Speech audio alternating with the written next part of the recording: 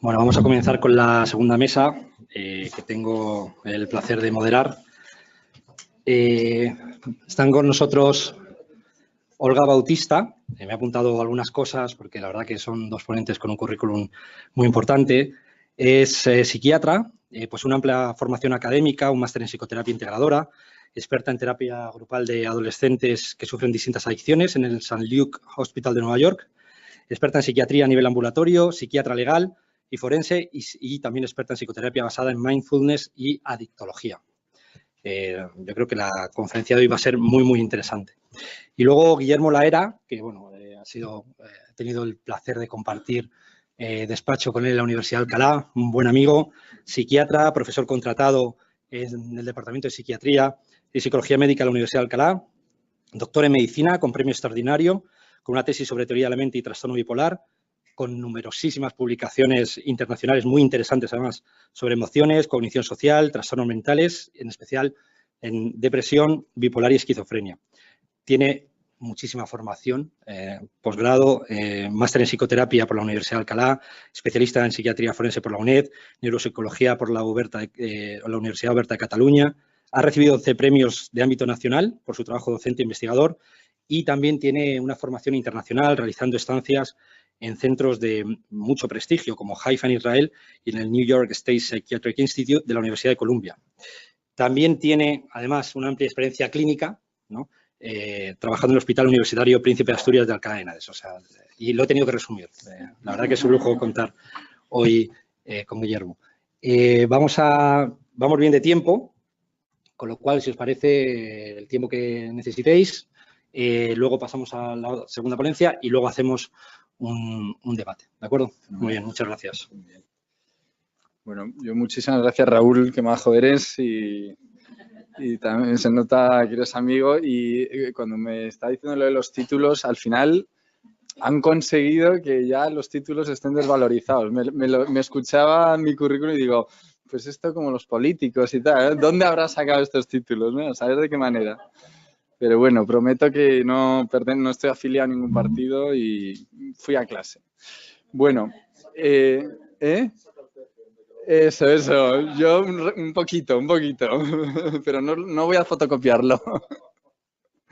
Bueno, pues nada, muchas gracias por estar aquí. Lo que hoy me propongo pues es, como en 50 minutos, hacer un repaso al tema al que yo me he dedicado en los últimos años. Como ya preveía que alguno de vosotros a lo mejor me ha escuchado en alguna otra charla sobre cognición social, he abreviado muchos temas más introductorios y voy a entrar en harina muy directamente.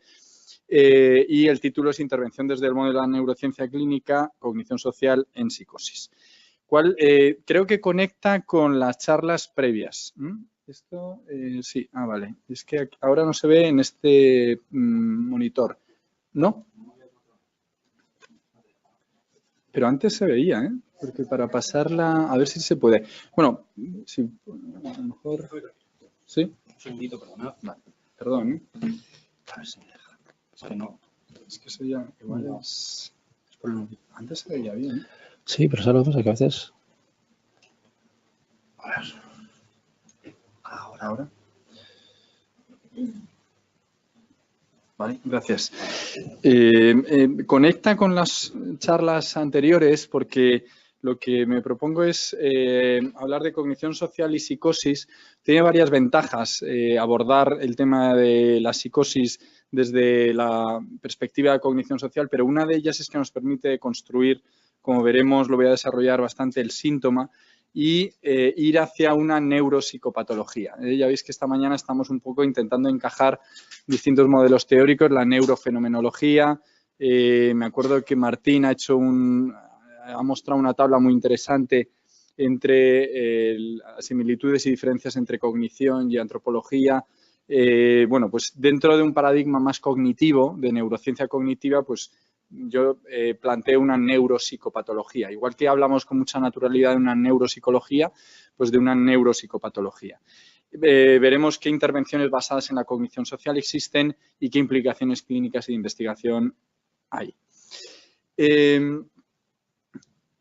Claro, en la investigación neurobiológica de la esquizofrenia algo no funciona, ¿no? Es decir, hemos analizado muchos genes, hemos analizado muchos marcadores biológicos de la esquizofrenia y tenemos muchos resultados negativos, muchos estudios no replicados y estamos en un momento de cuestionamiento, ¿no? Es decir, evidentemente que hay que seguir en un paradigma neurobiológico porque la alternativa pues no se sostiene, pero tampoco insistir en el error y perseverar en el error.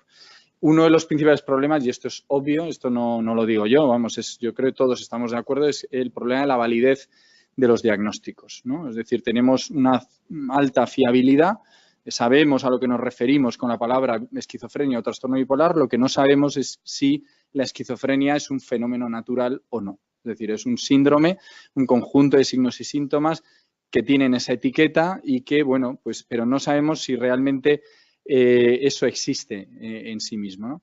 Una de las estrategias de investigación alternativas a la neurobiología de la esquizofrenia es bajar al síntoma, es decir, ir a neurobiología de los síntomas. Es una de las estrategias alternativas.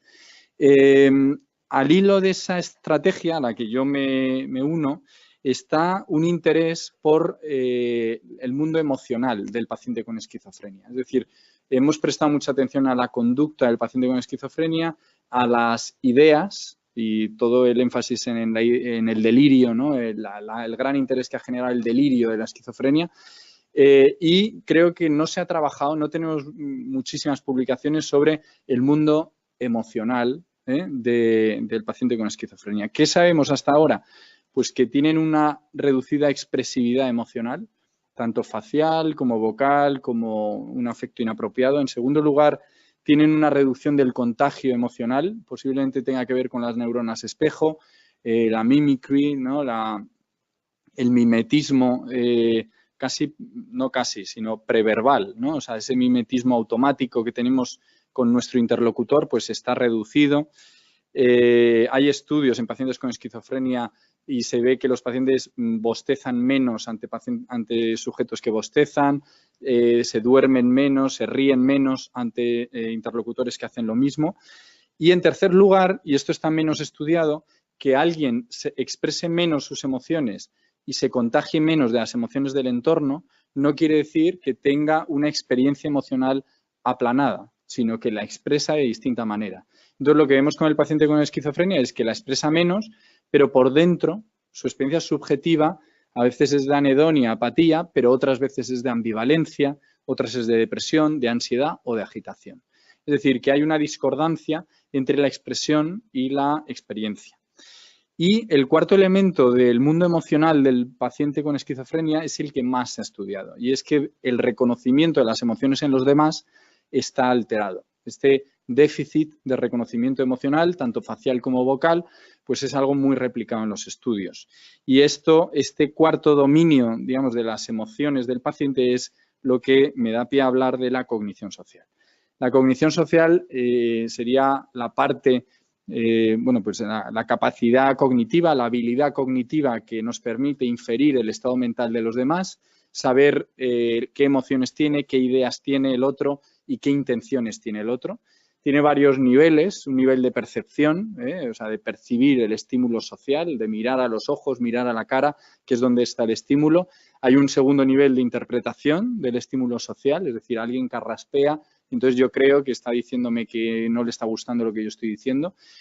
Y un tercer nivel de generar respuestas adecuadas, proporcionales, ¿no? Entonces, en la esquizofrenia, en cualquiera de estos tres niveles, vemos alteraciones, vemos problemas, ¿vale? Si lo tengo que resumir en una diapositiva, ¿qué alteraciones de la cognición social hay en la esquizofrenia? Ya tenemos varios metaanálisis.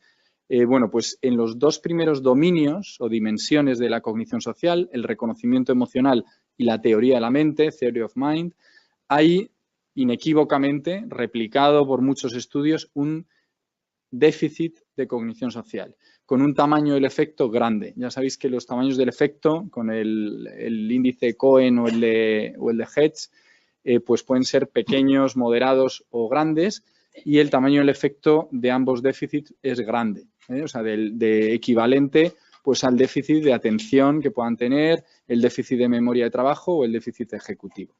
Sobre estilo atribucional, que es la tercera dimensión, es decir, la tendencia a encontrar la explicación a las situaciones sociales, hay una cierta controversia porque hay muy pocos estudios, ¿vale? Hay una tendencia muy intuitiva. A los clínicos nos es muy fácil de entender esta tendencia hacia la externalización asociada al paranoidismo, pero no es contundente. Los datos son escasos y no contundentes.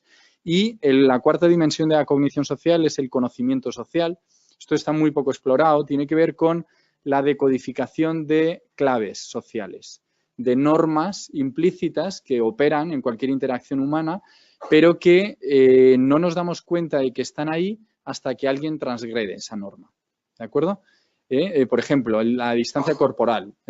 Ahora nos hemos tomado un café y nadie se ha colocado a 43 centímetros del interlocutor conscientemente. Pero si alguien transgrede esa norma y se coloca a 22 en vez de a 43, nos va a generar extrañeza. ¿Vale? Eso es conocimiento social. Hay pocos estudios, pero indican, apuntan a un déficit también de conocimiento social. Tiene un elemento cultural mucho más marcado que en las otras dimensiones. ¿De acuerdo? Con lo cual, la cognición social en la esquizofrenia podemos afirmar que está alterada. Yendo a alguna dimensión en concreto, la teoría de la mente, que se ha estudiado mucho en el autismo, una de vosotras decía que se dedicaba a infantil, ¿no? Pues en el espectro autista lo nuclear es este déficit de teoría de la mente, de la toma de perspectiva, de ver las realidades de distintas miradas. Pues en la esquizofrenia también está muy replicado y sobre todo se da más en pacientes con más sintomatología negativa y con mayor desorganización. Y esto me da pie brevemente, en 3 minutos, para, no sé si en su día, cuando salió, conocisteis el modelo de Christopher Fried de esquizofrenia. Es un modelo neuropsicológico de esquizofrenia que a mí me parece muy sugerente. Lo que pasa es que los datos indican que los datos no apoyan este modelo tan sugerente. ¿En qué consiste? En 2 patadas, os lo cuento. Christopher Fried está casado con Jutta Fried, que es la POPE número 1 en autismo mundial. Entonces, en el autismo hay un déficit desde el inicio del desarrollo psicomotor del niño de teoría de la mente.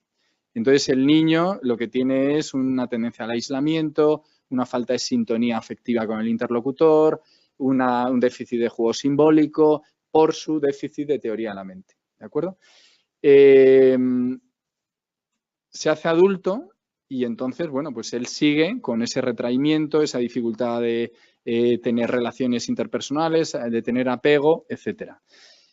En cambio, el paciente con esquizofrenia se desarrolla de una manera normal o con alguna alteración premórbida, pero, digamos, sabe que el otro tiene una mente distinta de la suya. Pero en un momento dado, con 18 años, con 22, con 25, tiene el primer brote de esquizofrenia y pierde esa teoría de la mente. Entonces, Christopher Fried dijo, esa es la diferencia, que en el autismo nunca llegan, no tienen teoría de la mente, pero no saben que los demás tienen mente. En la esquizofrenia pierden la teoría de la mente, pero saben que los demás tienen mente. Es decir, yo veo a Olga, no sé lo que está pensando y sintiendo ni qué intenciones tiene, pero sé que algo debe tener en la cabeza porque he crecido 18 años sabiendo que los demás tienen mente. Con lo cual lo relleno con un delirio, por ejemplo, de persecución. La idea es sugerente, es intuitiva, pero si fuera cierta, aquellos pacientes con más paranoidismo y con más sintomatología positiva deberían puntuar menos en las tareas de teoría de la mente. Y lo que se ve es lo contrario.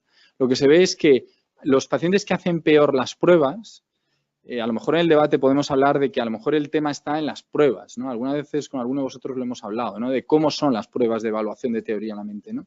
Pero si estás desorganizado, si tu pensamiento está desorganizado, haces fatal la prueba. Incluso corrigiéndolo por rendimiento cognitivo, se ve una clara asociación entre síntomas de desorganización y déficit de teoría de la mente. Y luego, entre síntomas negativos y síntomas positivos, se ve una correlación mucho más marcada con sintomatología negativa que con positiva. Entonces, esto, bueno, nos hace replantearnos el modelo de Fried y seguramente tener que pensar en otro, ¿no? Hay estudios que muestran un déficit sutil, ¿no?, de teoría de la mente en familiares no afectos, ¿vale? Hay algún autor que lo ha planteado como un marcador, como un candidato a endofenotipo. Sobre esto también se le puede dar una vuelta. Yo le he prestado mucha atención a los familiares de primer grado de trastorno bipolar y lo que vemos es que hay una gran heterogeneidad. Hay una gran heterogeneidad entre los familiares. Seguramente no es lo mismo ser padre de un paciente con trastorno bipolar que ser hermano de un paciente con trastorno bipolar. En algún estudio se muestra algún efecto paradójico que a lo mejor conocéis, donde familiares de primer grado de trastorno bipolar tienen puntuaciones en el CI más altas que la población normal. Y con la esquizofrenia a lo mejor tenemos que darle una vuelta que seguramente no todos los familiares de primer grado tienen este marcador cognitivo. ¿Cuál es el sustrato cerebral de la cognición social? Esta diapositiva, si hay algún neurobiólogo, aquí casi me da vergüenza contároslo porque es una simplificación absoluta de la complejidad del tema. Pero bueno, me sirve un poco para desarrollar ideas. Las 4 áreas fundamentales, bueno, la protagonista de la cognición social es el córtex prefrontal ventromedial, o sea, no el dorsolateral, y el orbitofrontal influye un poco, pero sobre todo el ventromedial. Es donde la regulación emocional, digamos, se produce de manera más decisiva. Luego, la amígdala como radar de detector de amenazas sociales está ahí, es también muy protagonista, sobre todo en la detección de amenaza. La ínsula, luego va a hablar Olga de psicosomática y seguramente la ínsula va a tener mucho que ver, pues todo lo que tiene que ver con registro, con aferencias viscerales y somáticas del resto del cuerpo humano. El mapa, digamos, de sensaciones viscerales influye mucho en la inferencia del estado mental del otro. Y finalmente el córtex somatosensorial derecho, ¿no?, lo cual es muy sugerente como para saber lo que tú estás pensando. Yo tengo que prestar atención a mis sensaciones corporales de mi hemisferio derecho, pues más emocional, más global, etcétera. Esto, como os decía, es mucho más complejo. Los metaanálisis, cada 2 meses sale un metaanálisis nuevo sobre este tema y es una marea de datos realmente abrumadora. Es mucho más complejo de lo que os estoy contando. ¿Pero por qué es tan complejo? Porque cuando les hace una reso funcional a alguien y le ponen una tarea de teoría a la mente, se activan muchas otras cosas. Se activa, por ejemplo, las emociones que te genera esa prueba. O, por ejemplo, la detección de causalidad, que no es lo mismo que teoría a la mente. O sea, el cerebro humano, como máquina de predicción, está preparado genéticamente para que ante 2 eventos buscar asociaciones causales, de cuál es antes, cuál es después y si una causa la otra. Entonces, se nos pone muy en marcha ese sistema. Luego también, ha salido también esta mañana, el sistema Salience, de atribución de significado, de atribución de relevancia. Creo que Natalia hablaba de que cuando el paciente con síntomas básicos perdía la jerarquía de relevancia, ¿no?, de la realidad. Pues el sistema de atribución de relevancia en una prueba de teoría de la mente o de reconocimiento emocional también está en juego, ¿no? Y finalmente las funciones ejecutivas. Con lo cual, medimos muchas cosas cuando queremos medir cognición social. Diapositiva de resumen de lo que he dicho hasta el momento. Pues en la cognición social en la esquizofrenia hay un déficit estable de cognición social, es decir, es un marcador de estado, pero también de rasgo. Cuando el paciente está descompensado, tiene muy mal la cognición social. Cuando mejora el episodio agudo psicótico, mantiene un déficit frente a la población normal. Está presente en todas las fases de la enfermedad. Está asociado con neurocognición y con funcionalidad, es decir, hacer mal las tareas de atención, memoria y función ejecutiva impactan negativamente en las tareas de cognición social, pero hay una cierta modularidad entre ambas cosas, ¿de acuerdo? Es decir, no parece que todo lo explique el rendimiento cognitivo, sino parte. La relación con la funcionalidad No me he detenido en ello, pero eso está hiperreplicado en esquizofrenia, como ser malo en cognición social te desadapta psicosocialmente.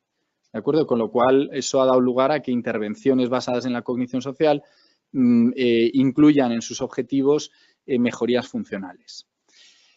Las emociones que el paciente, en las que el paciente tiene más dificultades para el reconocimiento son las emociones negativas.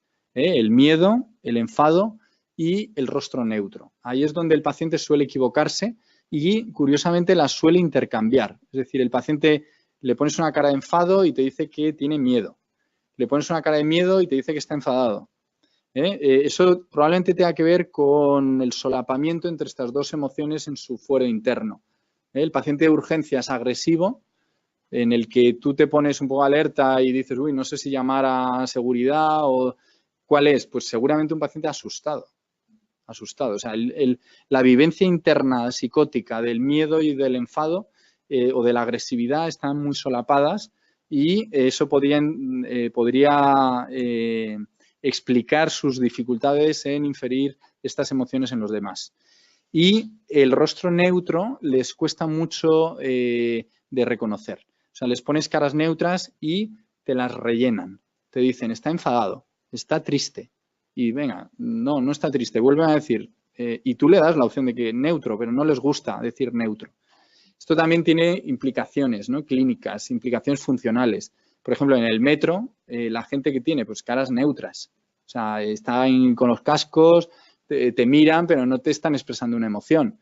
Pero si tú tienes una incapacidad para atribuir estados mentales neutros, porque tiendes o sea, no toleras esa incertidumbre, de tal persona me miran neutramente, no lo tolero y entonces pienso que en el metro me miran mal, ¿vale? Es un poco esta idea, ¿no? De que el déficit de cognición social es el caldo de cultivo de la sintomatología. Siguiendo esta línea, vamos a ir un poco hacia atrás, ¿no? O sea, hemos hablado de cognición social en esquizofrenia, vamos a ir a primeros episodios psicóticos, ¿no? El tema estrella de la psiquiatría actual. Bueno, pues ya hay 48 estudios, son muchos, 6 de ellos son longitudinales, que comparan cognición social en primer episodio psicótico frente a controles sanos. El metaanálisis que está aquí publicado en el 2016 muestra un déficit de reconocimiento emocional, especialmente de emociones negativas y de teoría de la mente, y el tamaño del efecto, esto ya empieza a sorprendernos, es equivalente al de la esquizofrenia crónica. Con lo cual, no parece que el déficit de cognición social sea algo progresivo, algo que vaya más, que haya que esperar 10 años para que ese déficit sea clínicamente significativo, sino que tras un primer episodio psicótico ya es muy llamativo. O sea, luego aparece un efecto plató y no empeoran. O sea, el deterioro se produce al principio. Esto está parcialmente asociado a sintomatología, parcialmente, sobre todo con las dimensiones desorganización y sintomatología negativa. Y es estable tras mejorar del primer episodio psicótico. Pero vamos un poco más para atrás, siguiendo la línea de Natalia, ¿no? Vamos hacia atrás, ¿no? No me interesa el primer episodio psicótico, sino antes. Nos vamos a clínicas de ultrarriesgo psicótico.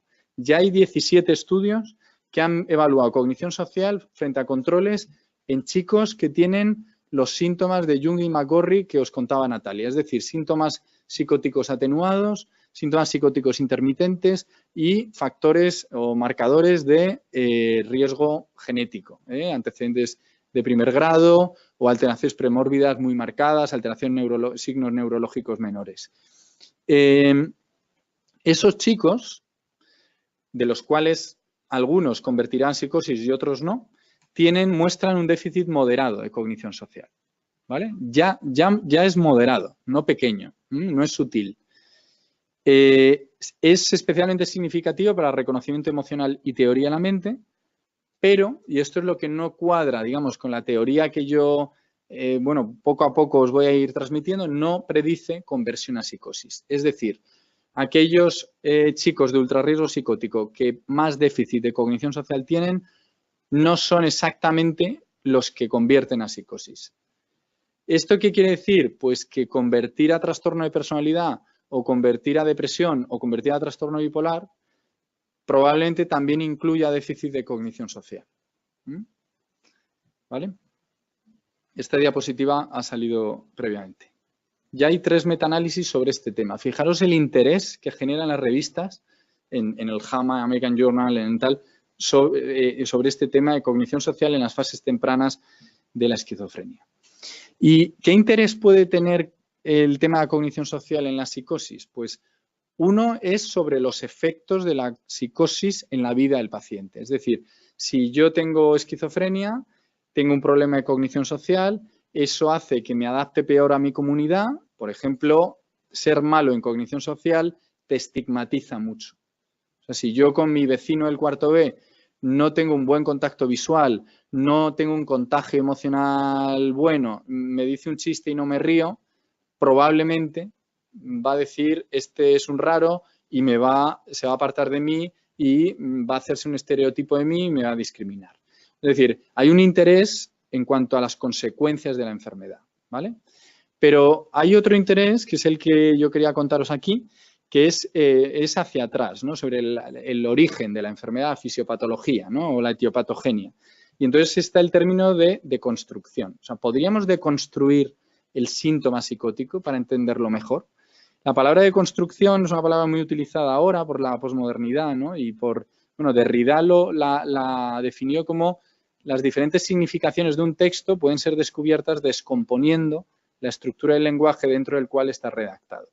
Es la idea de que el texto es irreductible a una idea, a un concepto, y que hay múltiples lecturas. Hay una democracia de la polisemia, por eso ahora la gente hace tesis sobre pues, la visión feminista del Quijote. Bueno, pues eso es una visión, es de construir el Quijote. O sea, Cervantes no estaba pensando en el feminismo, pero desde la Universidad Americana de no sé qué, pues alguien hace una lectura feminista del Quijote. Es de construir algo, ¿eh? Algo que da lugar a infinitas lecturas. Hay otra manera de pensar en la deconstrucción, que es como un móvil que lo desarmas y así conoces cómo funciona, ¿no? Sería la definición de la RAE de deshacer analíticamente los elementos de algo para saber cómo funciona. Es lo que se llama ingeniería inversa. Los psicólogos evolucionistas utilizan mucho el término ingeniería inversa porque dicen hay que ver cómo hemos llegado hasta aquí a través de la evolución de las especies, ¿no? Y entonces, pues cuando tenemos algún fenómeno psicológico, bueno, pues de construirlo, saber de dónde viene en nuestra evolución. Bueno, pues vamos a intentarlo con los síntomas. Y hay un ejemplo muy claro. Es verdad que ya veréis que no se puede extrapolar a todos los síntomas de la esquizofrenia, pero este es muy claro, que sí se puede construir, que es el delirio de Capgras. El delirio de Capgras, si os acordáis, es yo tengo esquizofrenia, estoy viendo la tele con mi madre y entonces de repente tengo la certeza absoluta de que mi madre no es mi madre, sino que es una actriz que hace pasar por mi madre. Y entonces estoy viendo la tele con ella, pero yo de esta no me fío. Ese es el delirio de Capgras. Es distinto del de Fregoli. El de Fregoli es yo voy viendo por la calle Bárbara de Braganza a alguien un señor que no conozco nada con un maletín y de repente digo, es mi padre que se hace pasar por un extraño. Fíjate, se hace pasar por un desconocido. Son dos delirios distintos, ¿vale? Me voy a fijar en el de Capgras. El delirio de Capgras, hoy en día, bueno, pues cuando el paciente nos lo cuenta, lo apuntamos en la historia clínica, normalmente lo metemos dentro de la etiqueta de esquizofrenia y nos ponemos muy contentos porque hemos estudiado libros de psicopatología que lo mencionaban y decimos, mira, he pillado un Capgras, ¿no? Y punto.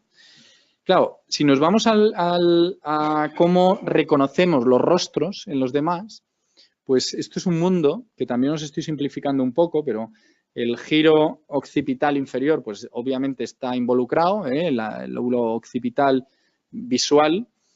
Luego el surco temporal superior, como viene en la diapositiva, pues se encarga sobre todo de aspectos cambiantes de la cara del otro. Y el giro lateral fusiforme, pues de lo invariante, de lo que no se modifica. Ambas cosas tienen conexiones, son redes, como decía Martín, ¿no? Esto no son espacios, sino que son redes con nodos con múltiples aferencias y eferencias, pero bueno, pues el lóbulo parietal influye, el córtex auditivo tiene mucho que ver con, esto es muy interesante, con la percepción preléxica del habla. O sea, yo cuando hablo con vosotros, hay una parte de mi cerebro que unas décimas de segundo antes de escuchar lo que tú dices, yo anticipo lo que vas a decir. Entonces, eso se activa con el córtex auditivo, ¿no? Hay otros sistemas, pero básicamente me voy a centrar en el tercero y el cuarto.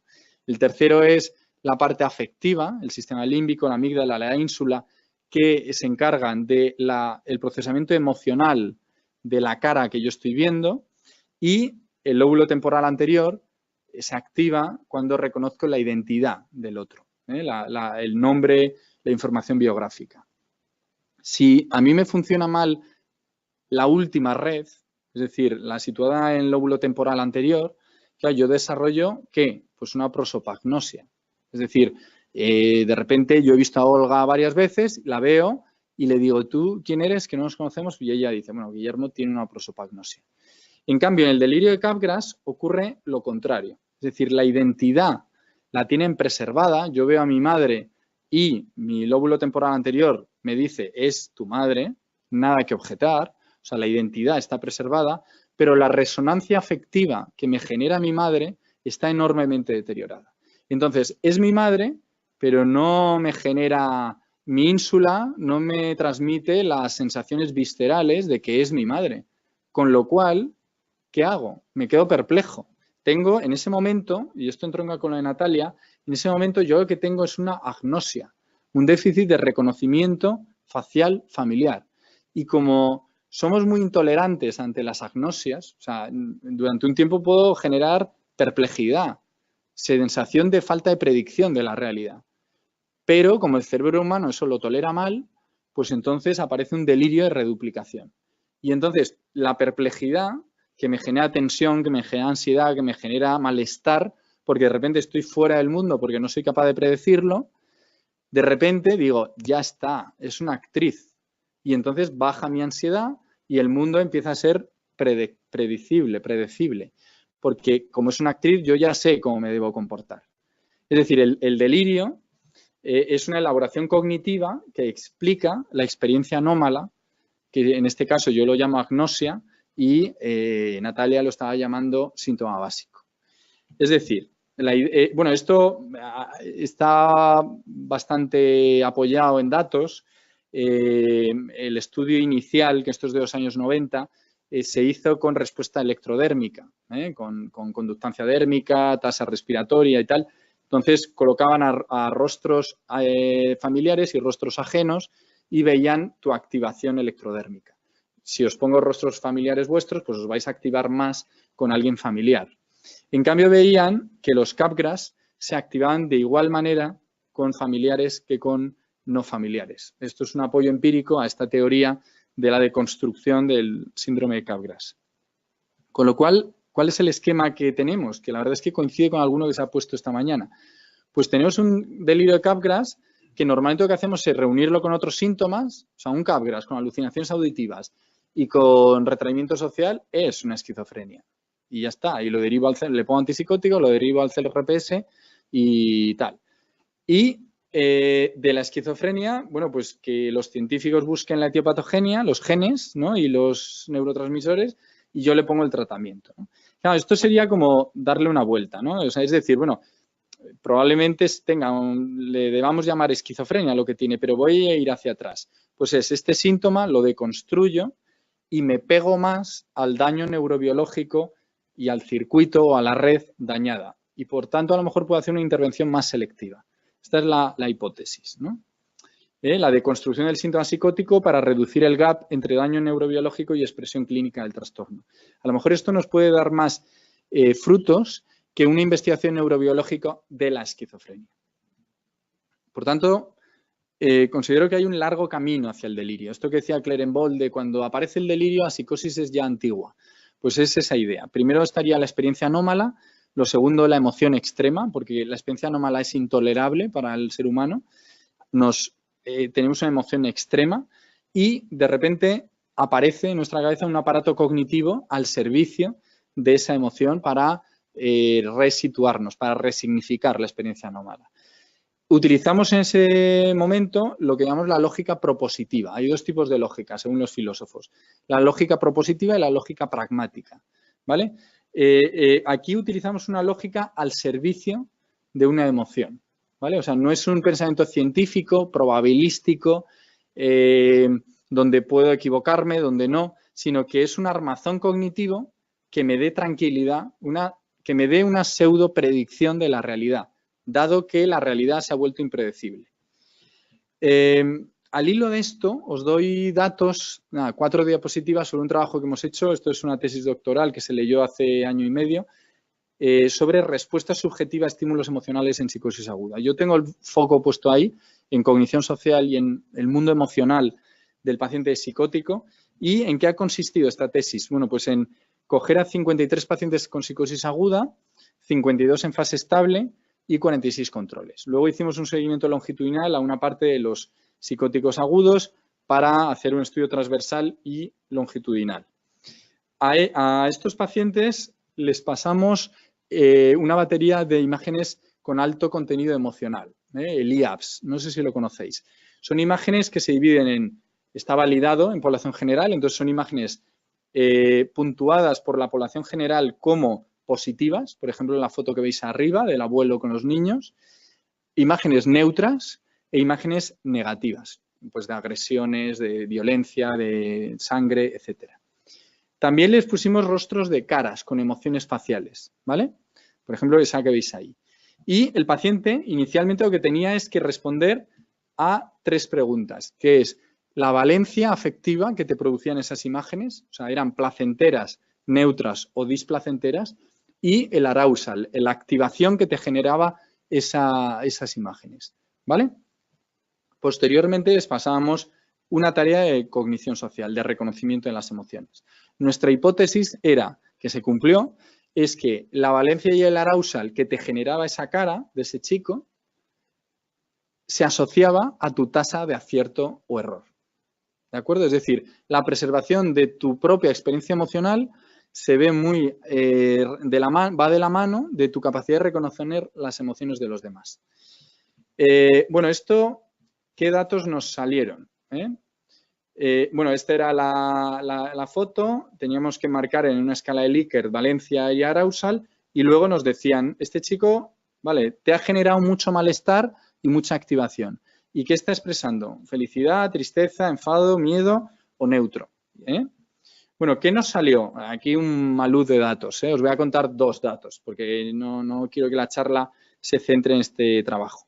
Lo que nos vio es que la experiencia emocional de los 3 grupos, agudos, estables y controles, diferían tanto en valencia como en arousal en todas las imágenes, salvo las positivas. ¿De acuerdo? La ANOVA entre los 3 grupos salía significativo, como veis, de manera muy rotunda. Os lo he marcado en rojo. Es decir, la experiencia emocional de los 3 grupos era distinta. Eso ya es un dato que no está en la bibliografía. Yo a veces digo, hay cosas como que me extraña que nadie lo haya publicado antes, ¿no?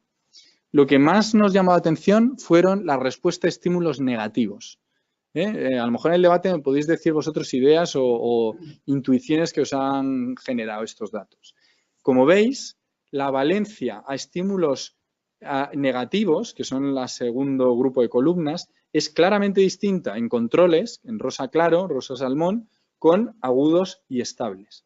Y el arousal, en el gráfico de la derecha, también es claramente distinto, significativamente y clínicamente distinto. Por tanto, las imágenes negativas les generan a los pacientes psicóticos reacciones muy displacenteras y muy activadoras, y en cambio, en las imágenes positivas no hay grandes diferencias. Y en cambio, en las neutras nos salió una cosa que yo a Ana, que es la doctoranda, le hice reanalizar 5 veces los datos, porque digo, te has equivocado, te has traspapelado.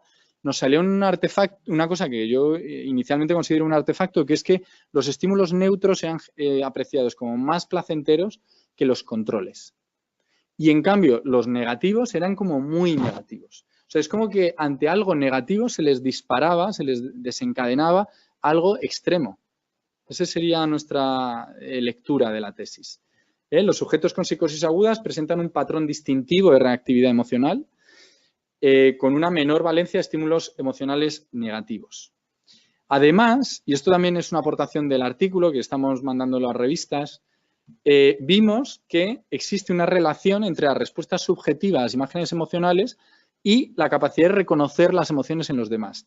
Especialmente, la valencia en tristeza, alegría y no emoción correlacionaba de manera inversa, directa y directa, con la tasa de acierto. Es decir, un rostro triste.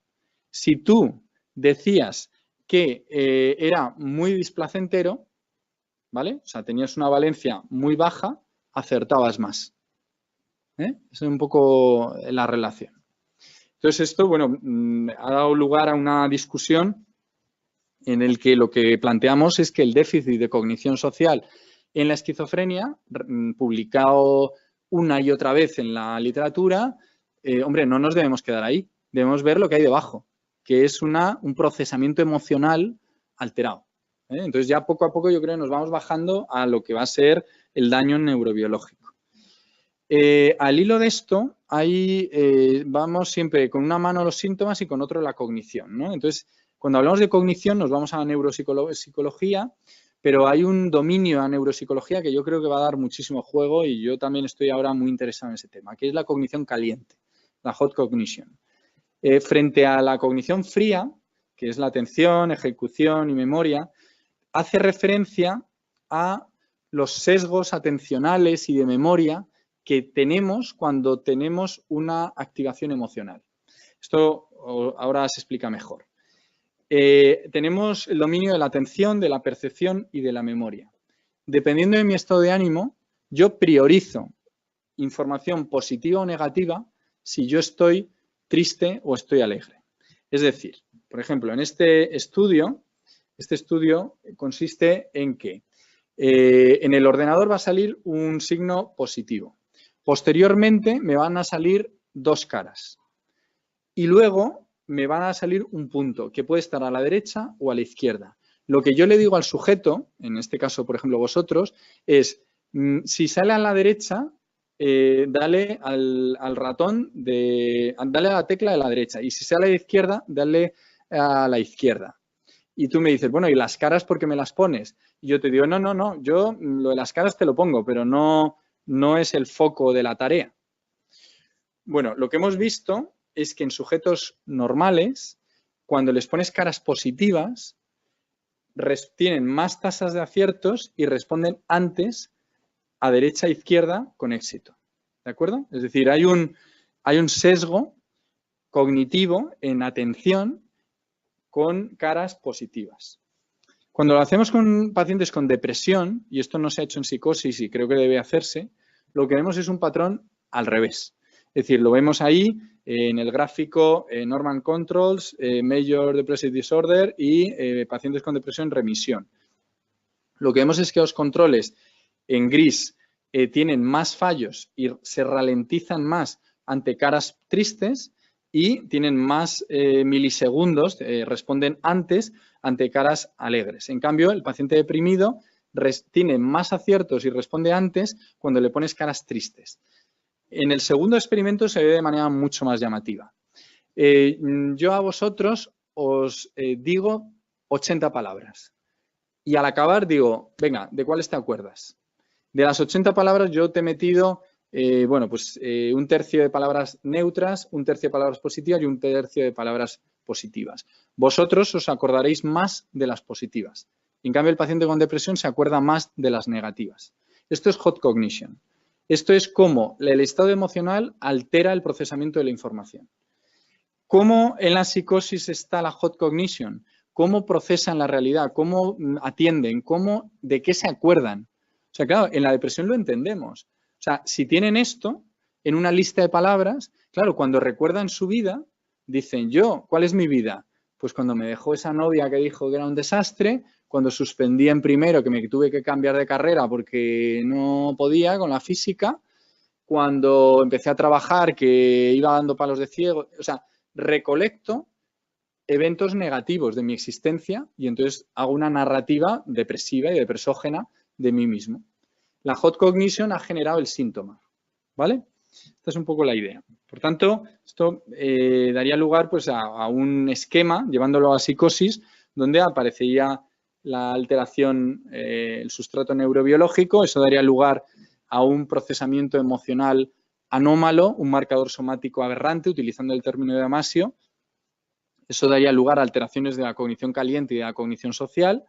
Eso hace que la realidad sea muy impredecible, nos genera perplejidad, incomprensión, hasta que se produce la descarga dopaminérgica mesolímbica que afectiviza la realidad y nos produce una irrupción de un programa afectivo automático extremo que nos prepara para que racionalizado se traduce en el delirio, ¿no? Este sería un esquema especulativo, hipotético, de cómo podría formarse el síntoma psicótico, ¿no? Al hilo de esto, el paciente, antes de delirar, lo que dice es tengo perplejidad ante una nueva realidad y en la urgencia lo que nos dice es de repente me doy cuenta que todo tiene significado, me doy cuenta de que no sabía, hay cosas que me generan extrañeza, pero otras me son muy familiares, todo gira en torno a mí. Natalia hablaba de la centralidad, en términos franceses es el concernimiento de Grivois, pues una súbita percepción de que todo gira en torno a mí y que me diferencio del grupo social en el que estoy, y esto, bueno, pues es el caldo de cultivo del delirio. Y a partir de ese caldo de cultivo se ponen en marcha sesgos que seguro que os suenan, porque es tendencia a precipitarse en las conclusiones, a no revisar tu hipótesis, a buscar comprobaciones, sesgo al recolectar información, sesgo atribución al externo. ¿Cuáles son estos sesgos? Los que utilizamos nosotros. O sea, nosotros, los que nos consideramos sanos, en cualquier discusión política, estos sesgos operan de una manera llamativísima. O sea, ninguno de nosotros tiene un pensamiento científico revisando nuestras hipótesis constantemente. No, o sea, nos adherimos a una ideología, tendemos a que esa ideología sea la adecuada, el interlocutor nos refuta y entonces nosotros nos rearmamos, solo prestamos atención a aquellos estímulos de la realidad que nos den la razón. Es decir, los sesgos cognitivos del delirio no son ajenos, no son específicos del delirio, son los que utiliza el ser humano para adaptarse a la vida, ¿no?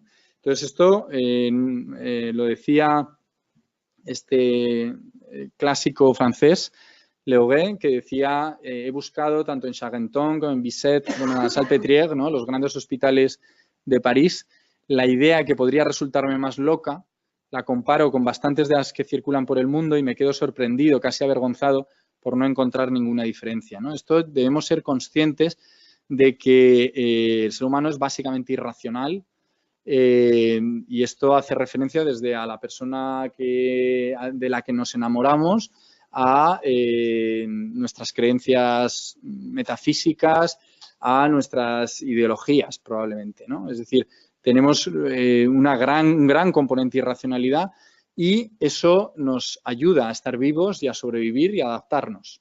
Es decir, no es que nosotros seamos los racionales y los locos o los psicóticos sean los irracionales, sino que yo creo que va por otro lado, y la diferencia está más en el procesamiento emocional y la experiencia. ¿Qué implicaciones tiene este modelo? Y me quedan 10 minutos. Pues tiene varios. El delirio no sería la pregunta, sino la respuesta, ¿vale? Por eso cuando tratamos con antipsicóticos, pues sí, ayudamos a los pacientes, pero no les curamos de la enfermedad. Es una ayuda que debe complementarse con otras, ¿no? Probablemente como del tipo que Martín proponía al principio. El delirio no es una idea patológica, sino que es el resultado de una emoción extrema aberrante. El problema a lo mejor no está en la idea, en la creencia, sino en la experiencia emocional que da lugar a esa idea. Por tanto, el delirio nunca sería primario. Esto refutaría la idea que hemos aprendido todos de Jaspers de primario y secundario. El delirio es irrefutable porque utiliza una lógica a su servicio y el delirio puede ser encapsulado porque utilizamos lógicas pragmáticas o propositivas dependiendo de si estamos en una cápsula o no. Entonces, esto en la paranoia se ve mucho. Cerrando este bloque, una estrategia de investigación en neurobiología de la psicosis sería de construir el síntoma, no solo describirlo, y explorar la conectivopatía subyacente.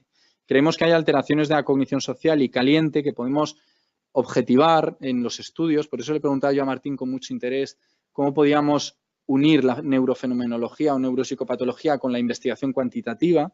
A lo mejor la vía de entrada es la neuropsicología, y que la psicosis es una vía final común de muchos trastornos y que tienen en común esa hiperdopaminergia mesolímbica y esa salience aberrante, ¿no? Pero claro, alguien puede decir, bueno, muy interesante, pero bueno, esto, el título era sobre intervención, ¿no? Bueno, pues vamos a acabar hablando de intervención. Lo que pasa es que yo creo que no está de más saber dónde vamos a intervenir. ¿Los fármacos mejoran la cognición social? Bueno, pues, hombre, como clínico yo diría que sí, que muchos de ellos, cuando estabilizan al paciente, creo que su capacidad de entender la realidad social aumenta, pero a día de hoy no tenemos evidencia de esto, seguramente porque en los ensayos clínicos no se han incorporado medidas de cognición social. Los metaanálisis muestran inconsistencias metodológicas, son muestras muy pequeñas. En el CATI, además, ya sabéis que el CATI fue un mega estudio naturalístico que comparó diversos antipsicóticos, lo que se metieron la perfenacina como típico, que eso, claro, fue también controvertido porque la perfenacina no es el haloperidol y salió muy bien parada la perfenacina. Se vio que no hubo diferencias entre la perfenacina y los antipsicóticos atípicos. De todas formas, aunque no haya datos, yo creo que los acabará viendo y mi intuición clínica es que los antipsicóticos atípicos tienen un perfil más favorable sobre la cognición social. Hay muchísimos estudios, esto es un artículo de agosto del 2018 que muestra cómo el número de estudios sobre el efecto farmacológico en la cognición social va increciendo y en revistas muy importantes, además, sobre todo en procesamiento emocional y teoría de la mente. Y sobre los fármacos tenemos todavía mucho por explorar. El segundo bloque sería la oxitocina. La oxitocina ya sabéis que es una hormona que se secreta en el hipotálamo, va a la hipófisis, de la hipófisis va al torrente sanguíneo, el 99% actúa como hormona periférica, con funciones fisiológicas como es favorecer el trabajo del parto o la lactancia, pero un 1% va al sistema nervioso central, ¿vale? Esto lo hemos trabajado con Raúl, actúa como neuropéptido, actúa sobre el sistema límbico y tiene que ver con el sustrato neurobiológico, el apego. Lo que hemos visto es que en sujetos control, una administración intranasal de oxitocina aumenta el reconocimiento de las emociones de una manera discreta, pero lo hace. Y además modifica la atención a determinadas caras. Es decir, genera un sesgo hacia caras más positivas y menos hacia caras hostiles, ¿vale? En la esquizofrenia, ¿esto se ha utilizado? Bueno, pues está en fase experimental. Hay algún ensayo clínico con algún dato incipiente de una posible un efecto terapéutico, pero tenemos un problema farmacocinético. La vida media de la oxitocina es muy baja, es de minutos, y entonces, de momento, ni está comercializado ni se prevé que se comercialice. De todas formas, ha habido un metaanálisis hace 20 días que os quiero comentar, que ha analizado todos los estudios de oxitocina intranasal en trastornos del espectro autista y trastornos del neurodesarrollo y ha mostrado resultados negativos. Esto es muy decepcionante. Lo que se ha visto es que no hay efecto sobre el reconocimiento de emociones, hay un efecto moderado pero no significativo sobre la empatía y pequeñísimo sobre teoría de la mente. Bueno, ahí queda eso. Seguiremos dándole vueltas al efecto de la oxitocina sintética sobre la cognición social. Tercero y último bloque, las intervenciones psicosociales. Y aquí, bueno, pues las intervenciones psicosociales hay de varios tipos. Algunas se focalizan en uno de los dominios de la cognición social, otros van a los 4 dominios y otros se insertan dentro de programas de rehabilitación global, como por ejemplo el IPT de Roder. Bueno, aquí hay varios, no quiero extenderme mucho, yo estoy muy familiarizado con el entrenamiento en reconocimiento emocional de Wohlwer y con el STIT, con el Social Cognition Interaction Training de David Penn. También el Metacognitive Training, alguno lo conocéis y es muy interesante. ¿Cuál es la eficacia de estas intervenciones? Bueno, pues también hay metaanálisis de 19 estudios y lo que muestra es una eficacia de estas intervenciones en esquizofrenia con un tamaño del efecto en torno al 0,7. es decir, no despreciable. Es decir, mejoran en cognición social después de recibir estas terapias. En teoría, la mente también mejora en torno a un 0,46. Esto es mucho, esto es poco. A lo mejor alguien puede decir, pues es poco, porque, por ejemplo, no mejoran, según el metaanálisis, en delirios y en síntomas negativos. Pero, en cambio, mejoran mucho en la PANSS general, en los síntomas totales de la esquizofrenia. Esto es llamativo, nos hace que pensar. O sea, cuando alguien recibe 18 sesiones de terapia basada en la cognición social, sigue delirando lo mismo, sigue teniendo apatía, bulia, anedonia y retraimiento social, pero refiere menos ansiedad, menos depresión y su día a día parece que es más llevadero. Si lo comparamos el tamaño del efecto con, por ejemplo, la rehabilitación cognitiva en la esquizofrenia, los datos indican que la eficacia es mayor en las intervenciones en cognición social, con lo cual no debemos pensar que es poco. En 4 minutos os cuento un trabajo que hemos hecho nosotros, que es un ensayo clínico aleatorizado, multicéntrico, que comparó una estrategia de cognición social focalizada, que es el TAR, el Training Affect Recognition. Es una terapia diseñada desde la Universidad de Düsseldorf, consistente en un terapeuta por cada 2 pacientes, con un uso del ordenador como herramienta principal de entrenamiento. Es una terapia muy estructurada, muy focalizada, muy germánica, como decía Natalia esta mañana, y basada en el aprendizaje sin error, en la repetición, muy extrapolada de la rehabilitación del daño cerebral adquirido, ¿de acuerdo? Y en cambio el SCIT, el Social Cognition Interaction Training, es un abordaje grupal, o sea, 2 terapeutas por 10, 12 pacientes, mucho más abierto, mucho menos estructurado, lúdico, con contenido personal. El paciente en las últimas sesiones puede hablar de sus propias dificultades. Entonces nos parecía interesante, en la literatura no existía ninguna comparativa y yo le pedí a David Penn permiso y a Wolver permiso para que me dieran sus terapias y ponerlas, hacer un head-to-head y a ver qué salía. ¿De acuerdo? Bueno, hemos hecho este estudio. Ha sido muy complicado, como podéis entender, aleatorizar a más de 100 pacientes, Barcelona, Madrid, Zaragoza, hacer bien las terapias, evaluar bien, etcétera, etcétera. Y os presento los datos, está bajo revisión en una revista.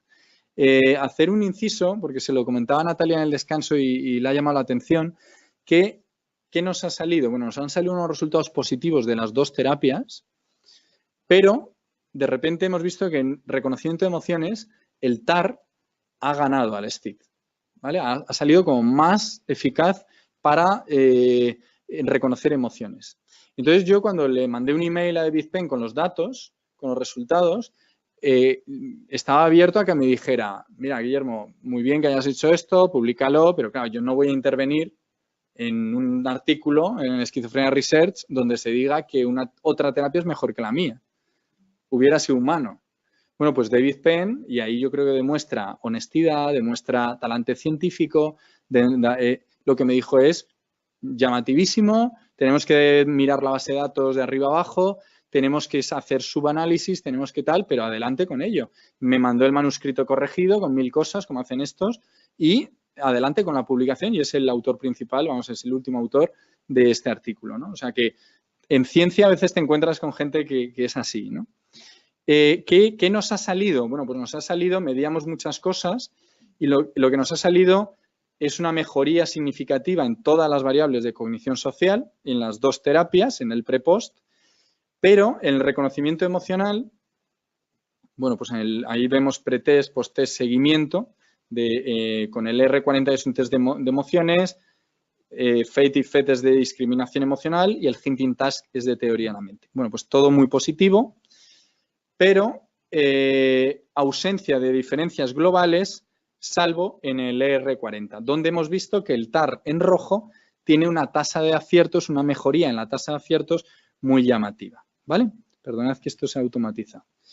Bueno, en sintomatología, en la PANSS y en la Hamilton, se produce en nuestro estudio una mejoría significativa. Es decir, nuestros pacientes que seguían tratamiento farmacológico más las terapias de cognición social mejoraban en síntomas y mejoraron en funcionalidad a través de la escala PSP, que es una escala más bastante dura.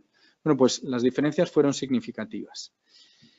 ¿Qué conclusiones hemos sacado? Bueno, pues en cuanto al contenido de las terapias, hemos llegado a la conclusión de que no se trata tanto de que el paciente lo hace mal y hay que entrenarles para que lo hagan bien, sino que hay que ayudarles a que toleren el no saber atribuir el estado mental de los demás. Es decir, hay un mayor beneficio de prácticas donde el paciente se maneja con su menor finura a la hora de predecir el comportamiento de los demás. Eso les genera, si les entrenas en esa tolerancia e incertidumbre, les baja mucho la ansiedad, mucho más que entrenarles a, tú dices que está enfadado, pero en realidad está triste. ¿Vale? Esa es una reflexión. Problemas de estas terapias, de ambas. Bueno, pues primero tenemos el problema de la ecología, de la generalización. Los pacientes mejoran con el ordenador, mejoran en la terapia de grupo y luego en sus casas no tanto. ¿Vale? Luego tenemos un problema de durabilidad. Hemos medido a los 3 meses, pero probablemente a los 6 meses y al año el paciente ya ha perdido el beneficio de la psicoterapia. Eso tenemos que convivir, ¿no?, con este problema de durabilidad de nuestras intervenciones. Tenemos que buscar, y por eso hicimos este ensayo, candidatos para cada intervención. Es decir, necesitamos muchos ensayos clínicos para que no sea, no, es que en mi hospital de día se hace el SCID y entonces a todos les damos el SCID, sino que a lo mejor podemos hacer 4 intervenciones distintas, rehabilitación cognitiva, habilidades sociales, el SCID y el TAR, y de repente a un paciente concreto te esté pidiendo a gritos el TAR y otro te diga, no, métele habilidades sociales, seguramente porque tiene menos rendimiento cognitivo o porque se le da menos, yo qué sé, porque tiene más déficits conductuales o lo que sea. Tenemos que pensar también factores comunes a estas intervenciones. Yo no me creo que todo el beneficio sea atribuible a porque estas intervenciones son de cognición social. Seguramente simplemente el hecho de que son terapias de grupo o con un terapeuta experto pues ya ha sido decisivo. Tenemos que aislar el papel de la neurocognición como algo muy relevante. Tenemos que mejorar los instrumentos de medida porque si no, no vamos a saber si una terapia funciona o no funciona con finura. Y finalmente aislar moderadores muy relevantes. Por ejemplo, el sexo es un relevador fundamental, es un moderador fundamental porque las mujeres controles son mejores en cognición social que los hombres. Y lo que hemos visto nosotros es que en la esquizofrenia esas diferencias se eliminan. Entonces, eso es muy sugerente y nos puede dar que pensar. Pero la cronicidad, la sintomatología y la motivación para hacer las tareas también son importantes. Y esto es un poquito lo que quería contaros y muchas gracias por vuestra atención.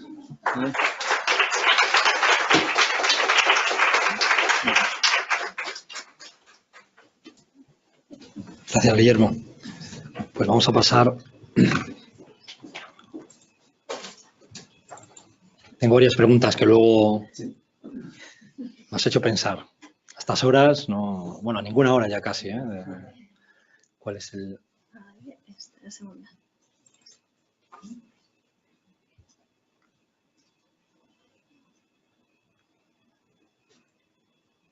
¿Está hecho en Keynote?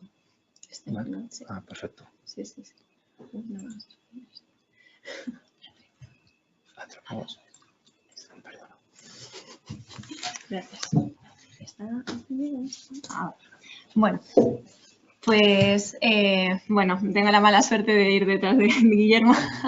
Además, menos mal, afortunadamente, para hablar de cosas radicalmente distintas o igual no tan distintas, pero bueno, cuando me dieron la oportunidad de venir aquí a hablar de algo que yo quisiera, me dejaron bastante libertad de elección, pues yo dije que yo quería hablar de lo que yo estoy así estudiando más o mirando más, por supuesto, desde un nivel mucho más teórico o con interés en la práctica clínica. Quiero decir, no es investigación. Creo que este campo está muy maltratado por la investigación, igual porque es demasiado complejo, igual porque estamos en ese mundo intermedio entre psicosoma, ¿no?, que en el fondo es más un sistema que algo, bueno, ahora vamos a hablar bastante de esto, pero es todo a nivel, o sea, recogida de datos, ¿vale? Y contaros un poco mis reflexiones y lo que yo he ido aprendiendo en estos años que me estoy dedicando, como pongo aquí, que se ve regular, a la psiquiatría de interconsulta y enlace y también a las urgencias psiquiátricas. Me dedico en la Fundación Jiménez Díaz, aquí en Madrid.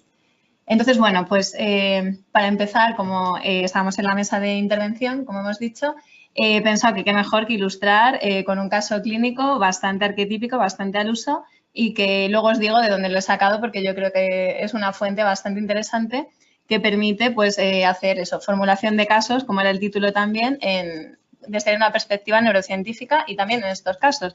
Esta página me la recomendó Rosa, luego os la enseño, y aquí saqué este caso, que yo creo que está bastante bien y os invito a verla, luego os doy la referencia. Pues eso, como ponía, no puedo mover la pierna, pues típico síntoma, que ya os imaginaréis por dónde va, que nos podemos encontrar cualquiera en nuestras consultas, ¿no? Por supuesto, médicos generalistas, internistas, neurólogos, psiquiatras, psicólogos también, ¿no?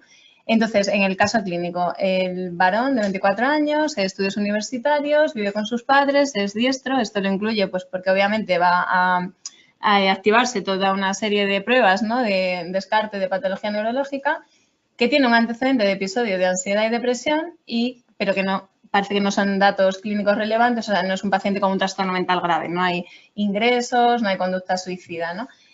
No tiene ningún problema de salud y lo único que identifica previo a esta sensación de que no puede mover la pierna es que se dio un golpe en la cabeza pues al levantarse con un cajón bastante bajo pero que estaba abierto. Entonces se golpeó, no perdió la conciencia, pero a partir de ahí no puede mover la pierna, ¿no? Y es su queja principal. Ingresa en la planta de neurología para estudio de pruebas, ¿no? Que hay que hacer en ámbito hospitalario y se le hacen las pruebas clásicas, la resonancia, punción lumbar, electromiograma y sale todo normal. En la exploración neurológica lo único que sale es una diferencia entre la fuerza de ambas piernas y el signo de Hoover positivo, que es bastante indicativo para los neurólogos, ¿no? O para quien se dedica a este tipo de tratamientos de patología psicosomática. El síndrome de Hoover quiere decir que la pierna que, digamos, donde está la debilidad o el déficit motor, al pedirle al paciente que la levante, la pierna contralateral no hace fuerza, cosa que sí sucede en los casos en que hay una parálisis motora. Entonces, bueno, como se observa, es bastante significativo, pues esto aparece como dato de alarma. Se pide interconsulta al psiquiatra porque ya se sospecha la psicosomática y, pues bueno, no parece que haya ningún problema así de interés ni alteración del ánimo, a pesar de que ha habido antecedentes previos, ni ansiedad, ni cambios de apetito o insomnio, que muchas veces son los signos más importantes, ¿no? En el sentido de signo de observación nuestra, ¿no? De que pueden hablar de un problema. Entonces, su única preocupación es a ver esta debilidad de la pierna y me preocupa pues no ser capaz de moverla, ¿no? Entonces, bueno, esto nos lleva a esta situación. Esta foto la encontré hace años también preparando algo sobre la psicosomática y me pareció muy ilustrativa de esa sensación de desencuentro y de esa frustración que provocan este tipo de problemas de salud, que bueno, ni siquiera he introducido de qué estamos hablando porque yo creo que es evidente y todos lo sabemos. Si estamos aquí es porque nos movemos en un ámbito clínico, nos interesa la clínica y estos pacientes existen y además existen en unos porcentajes abrumadores. O sea, se habla de entre un 10, un 30% en las consultas de atención primaria o de las urgencias hospitalarias, o sea, en el ámbito de la medicina más generalista, y hasta un 10% de ingresos hospitalarios, pues que normalmente esos son ingresos como el que os he contado, para ver qué está pasando y acaba pasando esto, ¿no? Entonces ahí es donde a mí me mueve más este tema porque me llaman y me dicen que vaya a ver qué pasa, ¿no? Entonces esto es una situación de desencuentro porque al paciente no le damos una explicación de lo que le pasa y son pacientes que evidentemente tienen un problema, aparte otro de los temas de los que más se habla y que cada vez hay más conciencia, o debería haberla porque es muy significativo, es de la pérdida de funcionalidad tan enorme que tienen estos pacientes siendo pacientes jóvenes. Paralizan su vida totalmente por estos problemas. Y la respuesta que le da la medicina es no, si aquí no pasa nada, o usted no tiene nada o las pruebas son normales. Y eso a mí también, o sea, me da pena por los pacientes, pero me da pena por nosotros, por los médicos, porque no era la idea que nosotros teníamos cuando llegamos a esta profesión. Nosotros queríamos aprender, tratar, ayudar, ¿no? Aquel curar a veces, aliviar a menudo y consolar siempre. Y esto, pues es que entra como una bofetada a las consultas, tanto de los generalistas de la medicina somática como de los psiquiatras, porque no entendemos muy bien qué pasa, se queda en tierra de nadie y genera esta frustración también en los médicos. Entonces, bueno, yéndome un poco así a investigar a ver esto de la medicina psicosomática, que en realidad hay mucha gente que dice, o sea, que no es una especialidad ni una rama solo, sino que debería ser la forma de hacer medicina en general, ¿no? Pero bueno, no está de moda en nuestro tiempo. Pues así quería traer a la figura de Juan Rof Carballo, que fue un médico internista, también formado como anatomopatólogo y que a lo largo de su vida pues, se fue interesando por esta vertiente de la medicina, que se encontraban, por supuesto, en el ámbito de la medicina interna, el trabajo en la Fundación Jiménez Díaz, con Carlos Jiménez Díaz, entre otros también en el Hospital Clínico, y reflexionó, ¿no? Por supuesto, incorporando el psicoanálisis en esa época, que es una de las ramas que más ha tratado esto, y la filosofía, porque en el fondo todo esto trae mucha reflexión de nuestros procesos de enfermedad, cómo ha salido aquí, ¿no? Cómo esa relación mente-cuerpo o mente-cerebro y cómo articulamos todo eso en síntomas y en disfuncionalidad, ¿no? Al final, entonces, bueno, sobre todo la medicina psicosomática es lo contrario de lo que hacemos al final funcionando en el día a día, que es una perspectiva individualística, como os digo aquí. O sea, al final nosotros entendemos ya, y por eso estamos aquí en este interés por la neurociencia, que no hay una mente y un cerebro absolutamente separados, pero seguimos funcionando como si lo hubiera. También es verdad, como decía Martín, tenemos que tener dos patas y tenemos que poder separarlo para entender las cosas, pero claro, igual lo hemos llevado tan lejos en la medicina asistencial que tenemos estas, ¿no?, controversias y estos puntos de desencuentro. Y ya Rof Carballo, que también leyendo sobre él pues me ha llamado la atención, que ya acuñó un poco el concepto de urdimbre, ¿no?, en ese interés suyo por establecer este estudio de la medicina o esta práctica de la medicina, ambas cosas, desde una perspectiva pues biopsicosocial, que está tan de moda, pero que luego no se aplica tanto, ¿no? Entonces, un poco la urdimbre sería algo así, interpretado yo, precursor del apego de Bowlby, ¿no? Entender como que los factores biológicos, psicológicos y sociales son fundamentales en la constitución de la mente, de la psique del sujeto y le lleva a poder hacer en la vida adulta, ¿no?, una gestión emocional pues mucho más saludable, más adaptativa y que está en la génesis de muchos problemas, bueno, de todo tipo, pero psicosomáticos seguro, ¿no? Luis González de Rivera, que bueno, esto sobre todo guiño a la Fundación Jiménez Díaz, ¿no?, era el antiguo jefe de servicio de nuestro servicio, de allí, de la Fundación, y pues también ha sido una de estas personas que ha integrado, porque su formación fue como internista y como psiquiatra, pues en la medicina psicosomática. Entonces, a raíz de preparar esta charla, pues me he puesto a leer un poco a ver qué decía, ¿no?, y a repasar sus textos. Y yo creo que también, pues bueno, ofrece una visión bastante articulada de los modos de enfermar que implican a la mente y al cuerpo, ¿no? Entonces, ¿qué aporta la neurociencia en todo esto? Porque es verdad que casi siempre esto está enfocado desde el punto de vista del psicoanálisis. O sea, si nosotros le tenemos que explicar a los pacientes, si nos tomamos ese interés o nos toca hacerlo como me pasa a mí, pues al final tiramos de, pues cuando la mente no puede procesar las emociones, habla a través del cuerpo y estas cosas que nos han enseñado. Pero bueno, también intuimos que algo más pasa, ¿no? Entonces, ¿qué puede aportar la neurociencia? Pues Pedro Lain-Entralgo ya lo dijo, que la neurociencia, la investigación en neurobiología, como lo queramos llamar, en ese momento igual no se hablaba tanto de neurociencia, ¿no? Lo que hace es dotar de un fundamento, ya que el enfermo ha de ser visto como un todo. Y a mí lo que me gustó de esta frase es el tema de la legitimidad, o sea, porque estos pacientes se sienten muy deslegitimados y los dos miedos clásicos que suelen tener es que se les tache o de mentirosos o de locos. Y suele decirse que no se sabe qué es peor, ¿no? Y todos lo podemos entender como fenómeno humano. Entonces, también me recuerda al hilo de lo que ha pasado en los últimos años en el tratamiento y la intervención en las adicciones, porque las adicciones también clásicamente han sido vistas como un problema moral, de viciosos, de malas personas, y desde que se han avanzado, ¿no?, los conocimientos pues, con el sistema de recompensa, Nuclear accumbens, todas estas cosas, eso ha permitido enfocarlo desde un punto de vista mucho más legitimador para lo que le pasa a esas personas que en el fondo pues, están atrapadas y que nadie querría complicarse tanto la vida como le pasa a los pacientes psicosomáticos, ¿no? Entonces, ¿qué hay detrás de todo esto? Bueno, pues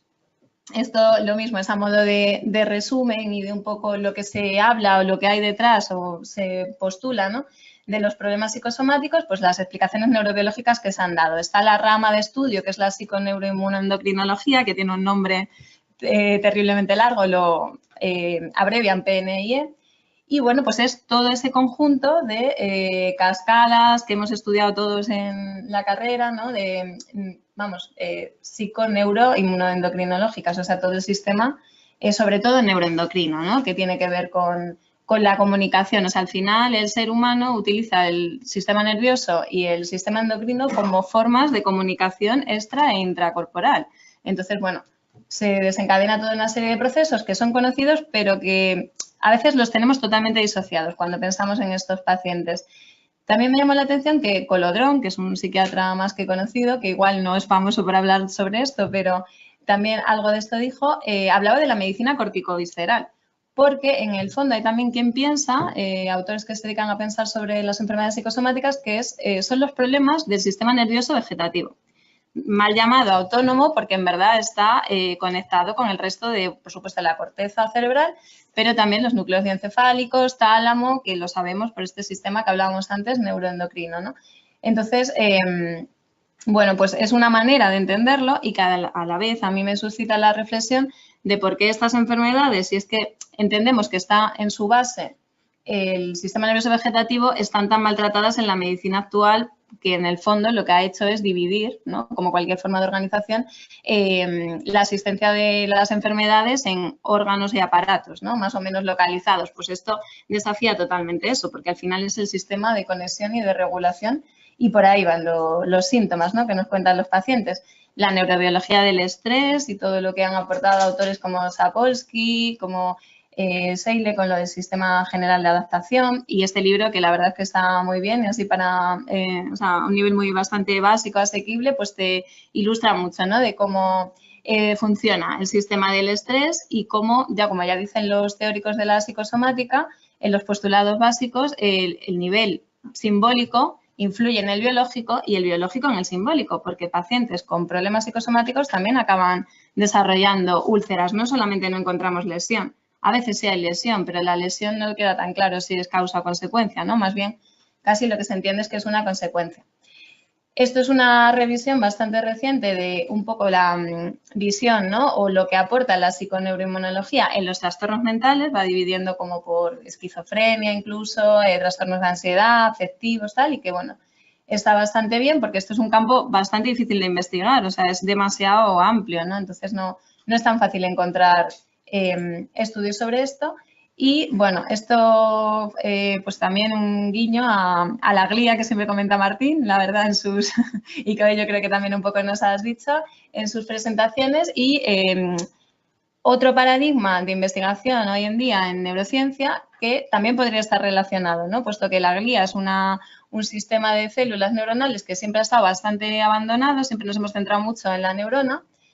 Como los neurólogos se han centrado mucho quizá, ¿no? En el cerebro y en la médula y han abandonado esa vía de comunicación del cuerpo que es el sistema nervioso vegetativo y que se ve que tiene muchas implicaciones en mecanismos pues tanto proinflamatorios como antiinflamatorios y que también podría estar en las explicaciones, ¿no? Más neurobiológicas de lo que sucede en estas formas complejas de enfermar. Esta es la página que os decía donde sale a nivel de la formulación de casos, de reflexionar cómo me puede a mí ayudar, ¿no? Las aportaciones de la neurociencia a la clínica. Yo al final veo pacientes que les pasan cosas que más o menos me puedo explicar ahí entre el psicoanálisis y los rudimentos de endocrinología o neuroendocrinología que estudie, pero bueno, pues hay gente que se está dedicando a esto y a un poco ponerlo en común como de forma divulgativa, ¿no? Y hacer integrar la neurociencia y la investigación básica y más dura con la clínica que podemos llevar día a día y que es mi caso, obviamente. Yo soy clínica sobre todo, ¿no? Entonces, bueno, el caso clínico está aquí en este apartado y ahora vamos a ver un poco cómo lo desarrollan, porque lo presentaba y ellos se plantean. Entonces, estos pacientes que tienen esa debilidad, recordamos, de la pierna, que una vez estudiada, ¿no? Con las pruebas básicas o lo que tiene la neurología para diagnosticar hoy en día, ¿qué es lo que pasa? ¿Están estos pacientes mintiendo? Obviamente eso absolutamente descartado, eso no lo piensa nadie, pero entonces, ¿qué pasa con las pruebas? O sea, los controles sanos serían exactamente iguales, puesto que no hay una lesión estructural orgánica que los pacientes funcionales, que llaman ellos, pues se vio que no. ¿Qué es lo que pasa? Esto sería bueno, la definición de los trastornos funcionales del movimiento, en este caso, al final, como en la psicosomática es tan amplia, o sea, yo casi me dedico más a la parte en la Fundación Jiménez Díaz que no tiene tanto que ver con la neurología, porque para eso hay un programa y es verdad que los neurólogos lo tienen más estructurados, pero yo creo que para ver un poco, que es el objetivo, lo que os quería hoy transmitir, de las formulaciones neurocientíficas en la práctica de estos trastornos, al final donde mejor se ve es en los trastornos del movimiento, ¿no? O en los trastornos neurológicos, que es donde los conversivos de toda la vida, donde saltan un poco más esas costuras. Entonces, por eso he elegido este caso, pero todo esto se podría formular a cualquier nivel y en los casos de digestivo, de cardiología, que de hecho nos demanda mucho cada vez más esa ayuda, ¿no? Entonces, tendríamos la vía corticopiramidal intacta, pero tenemos un déficit y ya en el DSM-5 lo pone así tal cual. O sea, serían síntomas incompatibles con un trastorno neurológico, pero que tienen una alteración motora sensorial funcional. Esta sería la división de síntomas clasificados en positivo o negativos. Nosotros estaríamos en este caso, en los Goodness. Y entonces, ¿cuáles eran las diferencias, ¿no? Que esperábamos que saliera, pues como cualquier persona sana, pero no. Lo que se ve es, como ya muy bien ha ido anticipando Guillermo, que tenemos una alteración, por supuesto, a nivel límbico y a nivel de las áreas suplementarias motoras, o sea, en las áreas de anticipación y control del movimiento. Habría una conexión anómala. Hay sitios, hay artículos donde ponen que sería más una hipoactivación de estas áreas o artículos que lo que dicen es que hay una diferencia en la conectividad, ¿no? Y, por supuesto, una hiperactivación límbica, probablemente también en el cíngulo, y que cuadra, ¿no?, con nuestra intuición clínica de que algo está pasando ahí a nivel emocional o que los factores emocionales son bastante determinantes de estos problemas de salud. También hablan, que me pareció bastante interesante, del sentido de agencia, ¿no? De cómo si la corteza motora y la corteza sensorial están en conexión, tenemos sensación de que nosotros planificamos y ejecutamos el movimiento. Pero si eso está desconectado, es como si la cadena de relevos no estuviera funcionando bien, pues no hay un sentido de agencia, que es esta percepción de mi voluntariedad en los movimientos o en los síntomas que sea, estamos con el movimiento pero extrapolable, que se pueden llevar o que nos transmiten en realidad estos pacientes, ¿no? Y luego aquí también mencionan el área, temporoparietal de unión, que es, esto es porque para hablar de este caso y hablar de lo que ellos entienden que está pasando, que es esa descoordinación de la planificación del movimiento, de la involuntariedad y además de esa falta de sentido de control que tienen estos pacientes, lo comparan con el síndrome de la mano alien, ¿no?, que es más conocido, y ahí tienen esa alteración y comprueban también en esa zona de asociación temporoparietal está fallando eso y ven que sí, que hay ahí una diferencia, o sea, una alteración entre estas conexiones. Por supuesto, todos los problemas, esto ya es una intuición que tenemos desde hace años, ¿no?, los problemas psicológicos, psiquiátricos, complejos, pues están más en la asociación, en la conectividad, en la unión de funciones complejas, ¿no?, más que en una única zona. Pero todo esto nos ayuda a pensar qué es lo que está fallando y a utilizar también modelos de otras enfermedades o de otros problemas que ya conocemos para ver qué es lo que sucede, qué fenómeno, ¿no?, es el que está fallando aquí y comprobarlo luego para ver si nos cuadra y nos valida. Bueno, esto un poco a nivel de explicaciones neurobiológicas, pero a mí también me interesaba mucho hablar del tema de la intervención, porque al final estos problemas psicosomáticos que nos vamos encontrando en el día a día, lo que piden es qué hacemos con esto, ¿no? Y en esto yo creo que tenemos a todos los niveles, los psiquiatras, los internistas, los neurólogos, cualquier especialista, bastante lío conceptual. Yo me sigo encontrando en urgencias los residentes que me dicen que me llaman porque dicen que esta persona puede ser un trastorno conversivo. Yo les he dicho que no, que nosotros eso no lo podemos aceptar bajo ningún concepto y que esto que lo vean los neurólogos o que ya veremos o que en cualquier caso en consulta. Claro, sí, tiene sentido porque no vamos a entrar los psiquiatras los primeros, habrá que descartar organicidad, que es una frase que nos gusta mucho, pero que en el fondo yo creo que es un poco tramposa y que en el fondo lo sabemos porque aunque no está afectado una personalidad psicosomática, ¿no?, de la que se lleva hablando muchísimo tiempo, pero no termina de aceptarse como un ente más definido, porque en el fondo hay más formas, ¿no?, de personalidad, pero sí que hay unos signos que ya están bastante reconocidos y que todos intuitivamente vemos, como por ejemplo la alexitimia, la tendencia al pensamiento operativo. González de Rivera, por ejemplo, sí que compara bastante, que esto me ha parecido interesante, pero no sé, o sea, no lo he podido ni articular, ni por supuesto creo que esté muy investigado, pero las similitudes entre la psicosis, ¿no? Con esta tendencia al pensamiento más operativo, más concreto, él habla de la falta de fantasías y simbolización en sueños y cómo ese malestar o esa emoción incontrolada, exacerbada, es expresada de una forma mucho más simple en lugar de, bueno, simple o más automática a través del cuerpo en lugar de ser capaces de elaborarla a un nivel cognitivo que nos permita integrarla, construir esa narrativa y poder incorporarla en nuestro relato de identitario, ¿no? Casi. Entonces, como en el fondo psiquiatras y psicólogos vemos que sí, que nos cuadra y médicos también ven que les cuadra que es eso, pues me parece que no ganamos nada con este partido de tenis en el que te lo descarten bien, que nosotros no nos podemos hacer caso, ¿no?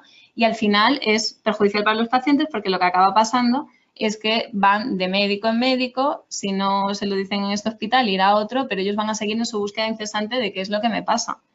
Y bueno, pues ahí estamos, ¿no? Y ahí se genera ese desencuentro del que hablábamos y es una de las explicaciones de por qué estos pacientes son tan difíciles, al final acaban siendo rechazados. Entonces, ¿qué proponen cada vez más la gente que se dedica a pensar esto, el tratamiento y la intervención?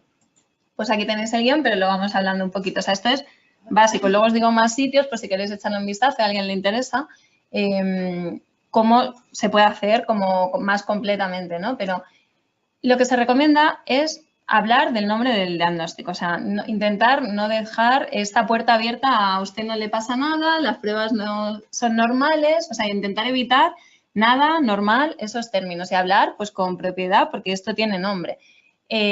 Del tema que estamos hablando, el caso clínico, es un caso de conversión que hemos llamado de toda la vida, pero bueno, ya se prefiere hablar más, ¿no?, de debilidad funcional o, por ejemplo, en el caso de la pseudocrisis, que hemos llamado también siempre, pues cada vez más aparecen en los artículos y en las investigaciones como convulsiones disociativas, es decir, darles un nombre que no sea peyorativo en sí mismo, que no sea pseudocrisis, conversivo, bueno, no tiene tanto ese matiz, pero en el fondo ya tiene demasiada carga y tradición, ¿no?, como asociada a la histeria y a todo esto. Entonces, dar un nombre diagnóstico a usted, lo que le pasa es esto, no es que no le pase nada, es que le pasa esto, ¿no? Esto, lo primero.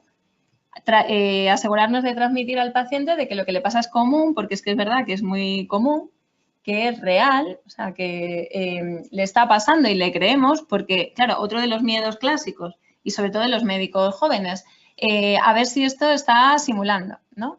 Yo creo que lo mismo digo que cuando algo es psicosomático, en el fondo lo sabemos o lo podemos intuir y si no hay muchísima bibliografía que también te da pistas sobre cómo es de incongruente el paciente que está simulando, cómo se comporta, cómo va a reclamar unas cosas y no otras y que podemos identificarlo. O sea, que también nos tenemos que fiar de nuestra intuición y no pretender tener esa base, ¿no?, como esa seguridad que no es verdad y que además, aparte de que, bueno, yo siempre he pensado que la medicina es el arte de tomar decisiones en la incertidumbre, la psiquiatría y la psicología, pues mucho más, ¿no? Entonces, aplicar eso de verdad, y yo creo que es mucho más satisfactorio para nosotros. Y luego, pues que puede ser tratable, ya veremos si con psicoterapia o con fisioterapia, porque los trastornos funcionales del movimiento sí que se hacen bastantes intervenciones. Hay una unidad en la Ruber que la lleva una neuróloga y nos vino a contar un día en la fundación que hicimos una jornada de psicosomática y que funcionan pues con este tratamiento combinado. O sea, no es que a ti lo que te pasa es psicológico, entonces solamente te lo arregla el psicólogo, o lo que te pasa es del movimiento y habrá que hacer fisioterapia. Es que podemos hacer las dos cosas, porque en el fondo pensar que desde que esto empieza a aparecer hasta que se diagnostica, se trata, se empieza a hablar de ello, pasa tanto tiempo que al final hay una pérdida también, ¿no?, en aquello que decíamos de que lo simbólico influye en lo somático y al revés. Luego, explicar el proceso diagnóstico es útil. O sea, esto muchas veces yo lo veo en el hospital más con los otros médicos, que al final trato casi más con ellos que con los psiquiatras, pero yo creo que nosotros lo tenemos más incorporado de hablar a los pacientes de lo que hemos hecho, ¿no?, lo que se llama la metacomunicación. A veces como que les damos el resultado, directamente decimos, no le pasa nada. Claro, ¿cómo sé yo que no le pasa nada? ¿No? Pues acordarnos de explicar, no, pues le hice la prueba de resonancia magnética porque buscaba esto, salió negativo. Le hice esta otra porque buscaba esto otro. O sea, un poco de comunicar el proceso, ¿no? Ayuda mucho a que transmitir esa información de que estamos tomándonos en consideración su problema y que además nos hemos preocupado, que es que además, como le decía yo hace poco a un residente, como además lo has hecho, pues no dejes de comunicarle que lo has hecho. Es que es lo triste que se pierda esa información, ¿no? Y luego también lo que se recomienda es evitar presumir, ¿no? O, bueno, estoy haciendo una traducción literal, evitar decir la causa que nosotros estamos suponiendo, que casi siempre se refiere más a la causa psicológica, pues porque no todas las personas que vienen con este tipo de problemas están identificando. De hecho, si lo pensamos, la lexitimia es una de los ingredientes que están de por medio en este tipo de pacientes, entonces no está en su discurso esto. Nosotros tenemos que poder ajustarnos un poco también al discurso de los pacientes y a la narrativa que nos traen para compasarnos si es lo que queremos ayudarles o ofrecerles como una alternativa terapéutica.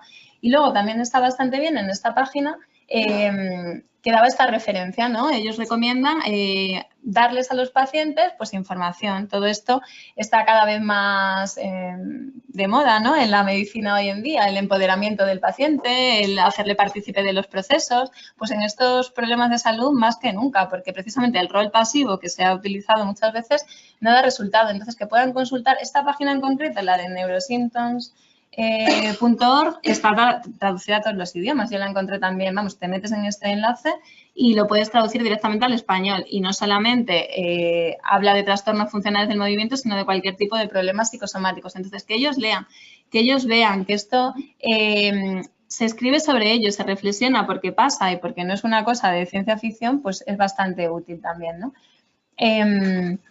Este libro, bueno, siempre lo recomiendo porque a mí me cambió mucho la forma de ver este tipo de problemas. Es un libro, la llaman, aquí lo pone, la Oliver Sacks de las enfermedades psicosomáticas, Susan O'Sullivan.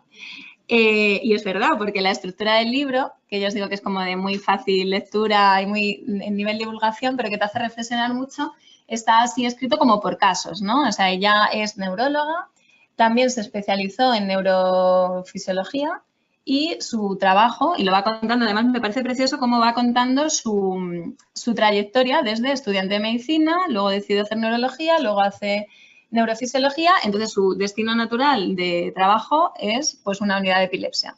¿Y qué pasa cuando empieza a trabajar en la unidad de epilepsia? Que se da cuenta que el 30% aproximadamente de los pacientes que ve no tienen una epilepsia diagnosticable. En la epilepsia pasa una cosa y es que tienen una prueba que es un gol estándar muy bueno, que es el video EEG. Entonces ellos ingresan a los pacientes, les tienen una noche allí, les hacen un video EEG, no sale, o sea, tienen crisis, no se corresponde con una actividad eléctrica, ya está, usted no tiene una epilepsia. Claro, ¿qué se encontró ella? Y lo va contando así bastante en primera persona, pues que esto no era bien aceptado, que la gente seguía insistiendo y que ella estaba frustrada porque decía, yo es que no vino aquí a tratar esto. Primero pasa por la fase probablemente inevitable de decir, de sentirse como estafada, de yo no me he formado, he hecho 2 especialidades, he hecho medicina para estar aquí tratando esto que claramente no es de mi campo, pero luego cuando fue capaz de ampliar un poco más la mirada y ver que en realidad los pacientes con las convulsiones disociativas, como las llama ella en el libro, tienen muchísimos más problemas de funcionalidad que los que tienen una epilepsia, porque probablemente tienen muchas más crisis, están más limitados, vamos, eso sobre todo, gente más joven en general, y a veces otra cosa que se nos olvida es que son comórbidas, o sea que normalmente el acabar desarrollando síntomas psicosomáticos pues viene de una experiencia, bueno, por supuesto de trauma y todo esto, ¿no? Pero de haber tenido también un problema de salud parecido al que luego surge de esta manera y que eso active, ¿no? Esa vía emocional y esa forma de expresión posterior. O, en muchos casos también, pacientes que han tenido la enfermedad parecida en familiares cercanos, ¿no? Y entonces han vivido o han incorporado en la memoria emocional probablemente esa experiencia. Entonces, bueno, pues la verdad es que muy recomendable. Y otra de las cosas que planteaba Susan O'Sullivan, de lo que más me quedé yo con el libro, fue precisamente esa forma de abordarlo, ¿no? Por supuesto, ella, después de haberle dado muchas vueltas a este tema, es partidaria de hablar las cosas claras. En el libro lo cuenta, como a los pacientes les decía, usted no tiene una epilepsia, deje de venir a urgencias, cosa que es muy dura, porque normalmente, claro, ella habla, o bueno, en este artículo que os pongo aquí que os cuento, se habla de que uno de los miedos fundamentales de la medicina, de cualquier médico, es dejar pasar una enfermedad diagnosticable, ¿no? Entonces esto, primer punto de conflicto, porque claro, nunca nos atrevemos a decir, usted no tiene esto. ¿Qué suelen hacer los médicos de la medicina somática? De decir, bueno, no parece, no tienes nada, pero el año que viene, vente que te volvemos a repetir la prueba. O sea, esto a mí me ha llegado a pasar en primera persona.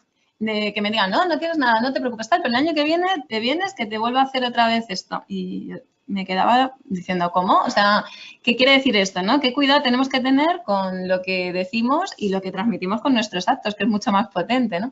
Entonces, ese es el primer miedo y el siguiente miedo que tenemos es que no quieran venir a nuestra consulta. Entonces, ella habla de este artículo, que lo busqué y está publicado, de Elliot Slater, un psiquiatra inglés, en 1965, como veis ahí arriba, publicó acerca de cómo, bueno, la metodología del estudio, luego dicen que está bastante discutida, yo tampoco ahí me voy a meter a analizar eso, pero él lo que vio es que, o los resultados, mejor dicho, las conclusiones, que hasta un 30%, entre un 25 y un 30% de los pacientes diagnosticados de histeria luego acababan desarrollando un problema de salud físico. Claro, ya esto cayó como una bomba en toda la comunidad médica y fue lo que, a juicio de Susan O'Sullivan, pero yo creo que tiene bastante sentido, ha influido en que los psiquiatras, sobre todo, nos resistamos frontalmente a asumir esta realidad del problema psicosomático. ¿Qué ha pasado después? Pues que en 2005, en la misma revista, la British Medical Journal, ha publicado, bueno, y más artículos hay, pero este es el último y que ha revisado desde 1965 precisamente, a ver qué pasaba con estos diagnósticos. Y también teniendo en cuenta, o lo que se preguntaban ellos era, ¿será que en 1965 no teníamos pruebas de imagen que permitieran ver qué es lo que estaba pasando con esto y llegamos a esa conclusión? Y lo que dice el artículo es que no tiene tanto que ver con eso, pero lo que sí que recoge es que todos los estudios desde 1965 hasta el año 2005 de la publicación bajan muchísimo, hasta un 4%, la probabilidad de que los pacientes diagnosticados de histeria, psicosomáticos o como lo queramos llamar, tengan un problema de salud físico tratable. Y de hecho dicen que un 4% es prácticamente la tasa de error de cualquier prueba diagnóstica de las que podamos utilizar hoy en día.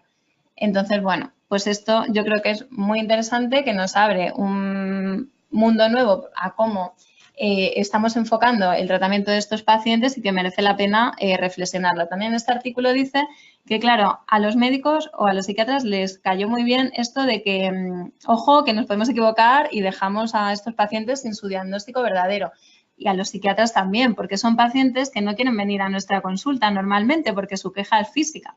Entonces, claro, pues mucho más fácil decirle, no, pues a ver, usted se han equivocado o no se han equivocado, pero a lo mejor no se la han visto, no podemos, yo la primera, que esto antes lo decía, no podemos saber, la medicina es un poco ambiciosa, creen que con las pruebas se puede ver todo, estamos muy lejos de ver todavía el resto del cuerpo, o sea, o gran parte de lo que pasa en nuestro organismo, pero es verdad que es un poco tramposo. Buscando sobre esto, pues me he dado cuenta de que hay, bueno, y me ha alegrado además conocerlo, gente que desde la medicina interna muy poquito también le gusta este tema o también ven este tema como un problema de salud que merece la pena repensar o abordar, puesto que al final acaba llamando a sus puertas. Esto está en el manual de residentes de medicina interna. Y es un capítulo que está bastante bien porque hacen una integración bastante buena de cómo manejar, ¿no? Y aquí es donde os decía que, por ejemplo, esos 5 puntos que nos dan en la página de neurociencia clínica los desarrollan mucho más y está pensado para internistas, para médicos generalistas. Los dos autores iniciales, o primeros, Juan Torres Macho y Javier Pallarés, son 2 internistas que tienen una unidad de patología psicosomática en el Hospital de Parla, que esto prácticamente es único, sin el prácticamente, en nuestro país, pero que sí que se hace en otros sitios, ¿no? En Estados Unidos y en los países del norte de Europa, Alemania, sí que existe más este interés. Luego ya, o sea, por supuesto, son internistas que entienden la parte psicológica, que también están formados en técnicas de psicoterapia y que tienen coordinación, porque al final estos pacientes pues son de todos y de nadie, ¿no? Y es el problema, o sea, al final deberían ser de todos. Lo que pasa es que, bueno, pues como lo que comentábamos, con la división de la asistencia médica que tenemos hoy en día y un poco las tribus de especialistas que no se comunican entre sí, pues es donde tenemos el problema, pero es de lo que deberíamos repensar y un poco trabajar en coordinación. A mí me cuesta menos desde mi posición de trabajo diario, pero merece la pena enfocarlos de esta manera, ¿no? Y, bueno, al final, no me he extendido mucho, menos mal.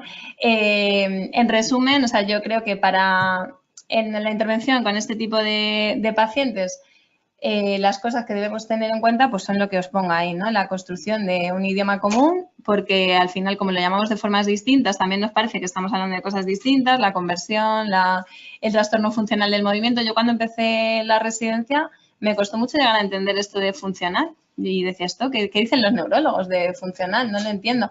Y al final pues he acabado dándoles la razón, o sea que si algo merece la pena o pensar, por algo merece la pena pensar en estos problemas de salud es precisamente por la disfuncionalidad que generan, ¿no? Y bueno, cuanto más hablemos ese mismo idioma, mejor nos comunicaremos y podremos trabajar en equipo, que es la única manera, por lo menos, de trabajar con estos casos. Lo del baile siempre lo pongo porque cuando yo hice el máster de psicoterapia me decían que la relación terapéutica y, por supuesto, la relación médico-paciente cualquiera es como bailar, ¿no? Hay que acompasarse a los tiempos y un poco, en este caso, a la narrativa, ¿no? De los pacientes. Entonces, pues eso es lo que deberíamos poder conseguir desde este modelo amplio y flexible, por supuesto. Y nada más, aquí os dejo mi correo por si alguien quiere algo de la bibliografía y nada, muchas gracias por vuestra atención.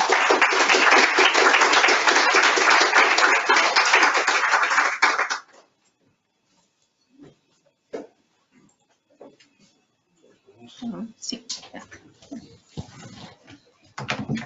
Vale. Muchas gracias, Olga. A ver, bueno, vamos a hacer un turno de preguntas, vamos bien de tiempo. Yo creo que seguramente ya hay hambre, ¿no? Pero nos da tiempo. ¿Quién se encarga? Ay, perdón. Yo tengo una para Guillermo, tenía varias que he hecho, pero para resumir. Lo interesante que va a ser también la parte de esta tarde de investigación para ver lo lejos que estamos todavía, ¿no? de construcción en neurobiología y demás. Luego, cada vez que os escucho cuando habláis de todos estos de los esquemas cognitivos, las emociones y tal, cada vez me acuerdo más de los psicólogos sociales, ¿no? Los años 60 que ya describían todo esto. Más que luego lo ves en artículos del año 2017, 2018, pero Zanjok y tal, o sea, ya en los 60 hablaban de esquemas, las transferencias de excitación, emociones y tal.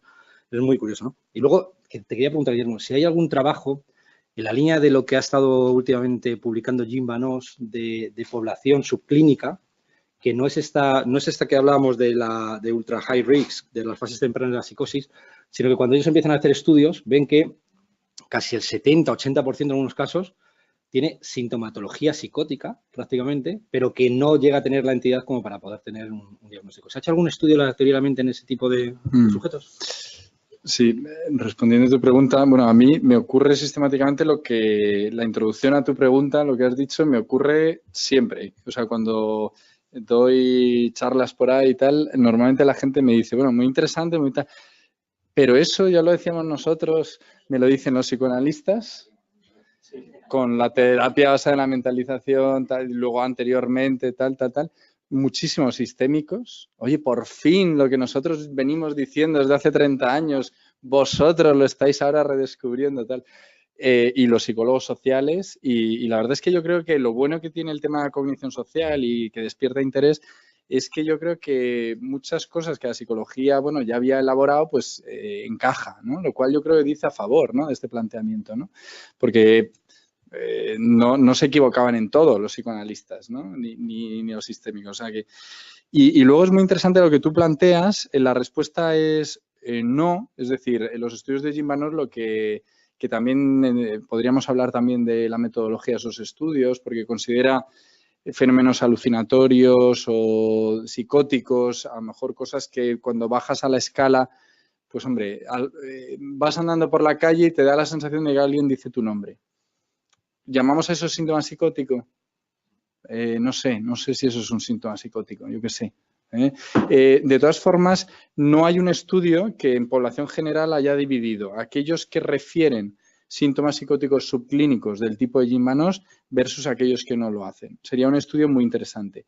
Los estudios que sí se han publicado son personalidad esquizotípica frente a gente sin personalidad esquizotípica, y lo que se ve son alteraciones de la cognición social. ¿Sabes? No sé si sabéis la anécdota. al final yo creo que tanta clínica termina confundiendo, ¿no? Que decía Woody Allen que lleva tanto tiempo en terapia que no sabía si le estaban siguiendo o si él seguía a alguien, ¿no? Que ya estaba bastante, ¿no? Es lo interesante. No sabía no sé si tenéis alguna pregunta. Ha sido muy interesante. Yo creo que las dos charlas han sido... Lo psicosomático no quiero entrar porque como yo soy muy psicosomático, ¿sabes? Por no arriesgarme, ¿sabes? Claro, por eso no quiero... Sí. ¿Hay alguna pregunta? Si no, yo tengo un par de ellas, si no. Bueno, pues nada, a ver. A Guillermo y a Olga, los dos. ¿Podrías hacer algún comentario, Guillermo? Hago las tres preguntas y luego, si queréis, contestáis. ¿Algún comentario sobre la psicosis única? Porque según estabas hablando, parece que efectivamente lo afectivo está en la base de gran parte de por supuesto, de los trastornos afectivos, pero ¿qué hay de lo afectivo en la esquizofrenia? Porque según hablabas, parece que era bastante coherente con el clásico modelo de la psicosis única, ¿no? Sobre todo lo que has dicho, claro, de que el delirio, efectivamente, los contenidos del delirio están en la población general, lo que parece es como que se activara por mecanismos afectivos, ¿no? Luego, un comentario para Guillermo también, según los datos que exponías de la tesis, ¿habéis controlado consumo de cannabis? Porque, claro, el sistema cannabinoide endógeno que tiene esa función como de amortiguador de los sistemas de neurotransmisión, los resultados que planteabas serían compatibles con una disfunción cannabinoide, a lo mejor inducida por consumo de cannabis, según, vamos, supongo que lo habéis controlado, ¿no? Y un comentario para Olga, ¿no? Una pregunta más bien. ¿Tú crees que se puede hacer un diagnóstico positivo de los trastornos conversivos? No solamente por exclusión, etcétera, sino positivamente, a pesar de que haya un trastorno neurológico diagnosticable de otro tipo, ¿se podría hacer un diagnóstico positivo de trastorno conversivo? Pues empiezo yo, ¿te parece? Sí, o sea, yo, mi visión, fíjate, al final, a ver si estructuro la respuesta. O sea, yo lo que defiendo es que la psicosis es la vía final común de múltiples situaciones. Es decir, que al final el paciente con Alzheimer, en un momento dado, en la residencia dice que es que le roban y tal. Entonces, eso está claro, tiene un cuadro psicótico. El TLP que tiene un episodio micro recortado ahí que dice que oye voces y tal y le dura 2 días, eso es un cuadro psicótico. El bipolar, pues que cuando empieza con la manía o con la depresión desarrolla... En la esquizofrenia, el episodio... O sea, el cuadro psicótico yo creo que es un fenómeno equivalente en distintos trastornos. Y creo que, bueno, si habrá sus matices, el tipo de delirio será distinto, a lo mejor hay en determinadas situaciones pues el fenómeno perceptivo es más visual, más auditivo, pero yo creo que es la vía final común de múltiples trastornos. El que todo sea el mismo trastorno, yo creo que hoy es muy cuestionable, porque es que es muy difícil que una hebefrenia realmente sea la misma entidad natural que un trastorno bipolar con síntomas psicóticos. Es que hay diferencias de curso, hay diferencias de respuesta terapéutica. O sea, yo no defiendo la idea de que todo es lo mismo, sino que hay múltiples situaciones, múltiples enfermedades o múltiples... Es que hablo de situaciones, por ejemplo, tóxicos, enfermedades médicas concomitantes, etcétera, que dan lugar al cuadro psicótico. O sea, la equivalencia sería con la epilepsia. O sea, múltiples daños estructurales, o sea, una esclerosis mesial temporal te produce convulsiones. Y la convulsión tónico-clónica es común en distintas situaciones. Entonces, la psicosis sería como la respuesta del organismo, respuesta patológica del organismo a muchas noxas, a muchos daños. Y lo segundo es si hemos controlado el cannabis. Sí, era criterio de exclusión, el consumo actual de tóxicos. Porque es que influyen mucho en las emociones. O sea, si dices cannabis, pero claro, si metes cocaína o metes alcohol, el alcohol también modula mucho, ¿no?, la reactividad emocional. O sea, fuimos muy conscientes que hablando de reactividad emocional teníamos que aislar el factor tóxico. Sí.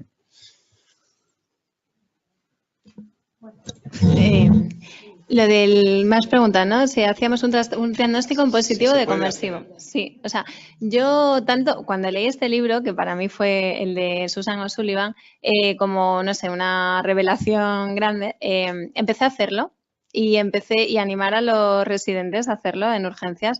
E incluso tengo el recuerdo de una situación, o sea, obviamente que ya se hayan hecho algunas pruebas, ¿no? O sea, lo que no vamos a hacer nunca es a la primera de cambio decir esto es psicosomático. Pues si ya te han hecho una resonancia o una analítica, un electromiograma, pues es que ya hay bastante evidencia. Y yo, a veces, reflexionando sobre esto, lo que me suscita pensar es ¿qué estamos buscando? O sea, en realidad, de lo que estamos hablando es de que lo que no está pasando es una de las entidades naturales que ya están descritas y que forman parte como del cuerpo teórico de la neurología en este caso o de cualquier otra especialidad. O sea, ya sabemos lo que buscamos y eso no está o no está hoy. Entonces, sí que, sobre todo tengo este recuerdo, lo cuento como anécdota, de estar en urgencias viendo a una paciente que me llamaron los internistas, pues que lo que aparecía morfológicamente eran síntomas como de esclerosis múltiple, ¿no? Y era una chica como de Majadahonda, de un sitio así bien, de Madrid, joven, guapísima, fisioterapeuta, emprendedora, que había montado su clínica y ya lo tenía todo paralizado, se estaba separando, el negocio fuera y seguía en esa búsqueda incesante de la esclerosis múltiple. Entonces, hubo un momento en que le dije, a ver, es que aunque tuvieras la esclerosis múltiple, fíjate lo que está pasando, ¿no? Creo que otro de los problemas conceptuales es que nos obcecamos mucho como en la etiología. En sí esto es psicológico, por eso decía lo de la perspectiva dualista y que en el fondo seguimos manejando, aunque esto es como todo lo contrario. O sea, lo que deberíamos hacer es antidualismo, o sea, unificar, ¿no? Y explicar cómo se correlaciona eso. Entonces, yo recuerdo esa intervención que me escuchaba el internista que se quedó conmigo y flipaba un poco, pero creo que sí que tuvo bastante potencia porque esta, no sé luego qué pasaría, porque esa es la parte mala de las urgencias, que tú lanzas tu intervención y luego a saber, pero sí que le quise poner en valor que las consecuencias de la manera de llevarlo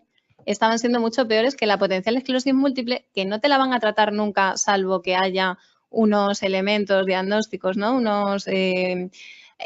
imagen en la resonancia o en la punción lumbar, o sea que al final no es que tienes esto o esto otro, es que lo que tienes, cómo lo estás enfocando y cómo lo vamos a hacer para no generar más iatrogenia.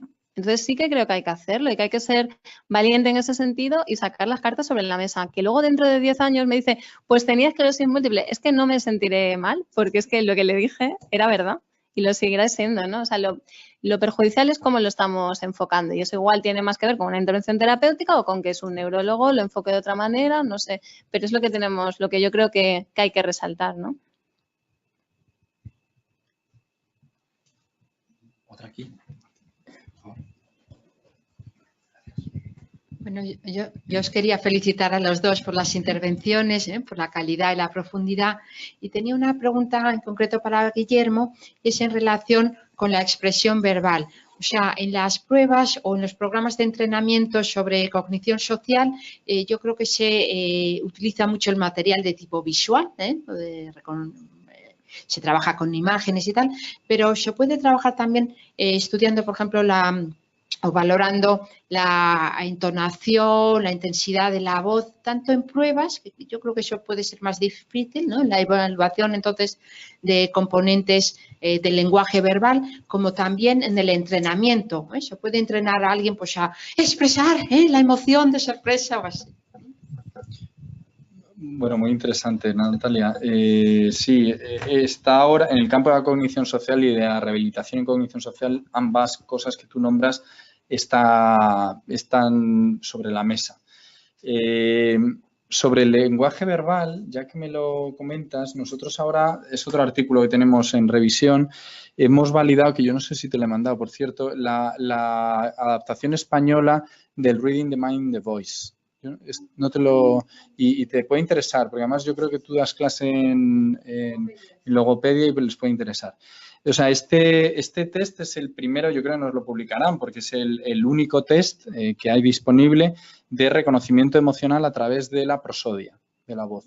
Y es relevante, porque cuando la madre del paciente le dice al paciente, dame el mando a distancia, claro, es que el paciente no lo percibe como dame el mando a distancia, es que lo percibe como algo amenazante o algo con miedo o tal, ¿no? Entonces, se compone de 40 archivos de audio que duran 10 segundos cada uno, donde en el audio se dice una frase con una determinada entonación y hay 4 opciones. Entonces, es un test que, vamos, lo hemos validado, además tiene características psicométricas muy robustas y que está a disposición de quien quiera. O sea, te lo mandaré y es gratuito y tal, ¿no? El Reading the Mind, the Voice en español. Entonces, eso lo estamos, o sea, ya tenemos ese instrumento, la clave es la rehabilitación de eso. O sea, cómo pueden mejorar los pacientes el procesamiento emocional. Y sobre lo segundo, pues hay ya programas de intervención basados en la mimicry, o sea, no solo que reconozcan las emociones del otro, sino ven la foto, la imitan, luego le ponen un espejo a veces donde él se ve a sí mismo con esa determinada emoción y entonces, bueno, entonces, ¿cómo te estás sintiendo tú? Y entonces así adivinan la emoción de la foto. Esto, el que sé que lo está haciendo es Alejandro García Caballero, que no sé si lo conocéis, que es un psiquiatra muy activo, muy inquieto. La verdad es que es una persona porque vive lejos y si no, pues participaría de manera muy activa en todo lo que hacemos porque le encanta la neurociencia y lo cognitivo y ha hecho un videojuego de rehabilitación de la cognición social para daño cerebral, autismo, esquizofrenia y él ha utilizado este tema del mimetismo, la mimicry. Es verdad. Vídeos, ¿no? Tienes razón. Además, tuvimos la experiencia, perdón, lo empezamos a utilizar en el hospital. Yo y la terapeuta ocupacional, entonces lo tengo en inglés, los vídeos están en inglés, con lo cual yo les decía lo que decían y los pacientes lo interpretaban. Y entonces fue muy curioso porque realmente tenían que traducirlo, o sea, tenían que doblar a los personajes y ahí estábamos haciendo un poquito de esto que está comentando, no es investigación, es pura clínica, ¿no? Claro, o sea, como tenían que doblarlo, a lo mejor les servía más. Claro, seguimos con ello, o sea, pero podría ser útil a lo mejor investigar el tema porque no es en la clínica solamente. Y lo hicimos un poco, como está en inglés, pues a ver qué hacemos, no sé qué. Yo los escuchaba primero, les decía más o menos de qué iba. Incluso lo hicimos alguna vez sin decirles de qué iba. Pura imitación y que el paciente de su propio dijese lo que podían estar diciendo. Entonces, es otra forma de utilizar eso que está ahí, que yo creo que puede ser útil y se nos ocurrió sobre la marcha, ¿no? En la propia... Interesante. Se puede ver. ¿Alguna pregunta más? ¿No? ¿Ya tenéis hambre? Bueno, como seguro que vais a venir a la jornada de la tarde, que es súper interesante, os puedo decir, hay sitios para comer por aquí cerca que están muy bien. Aquí al lado está el Supremo, que si hoy no están los señores jueces y la policía y tal, pues podéis comer. Y luego, de esta calle para abajo, igual, hay 2 o 3 sitios que se come bien menú del día y en abundancia. ¿Vale? Muy bien, muchas gracias. Nos vemos esta tarde. Gracias.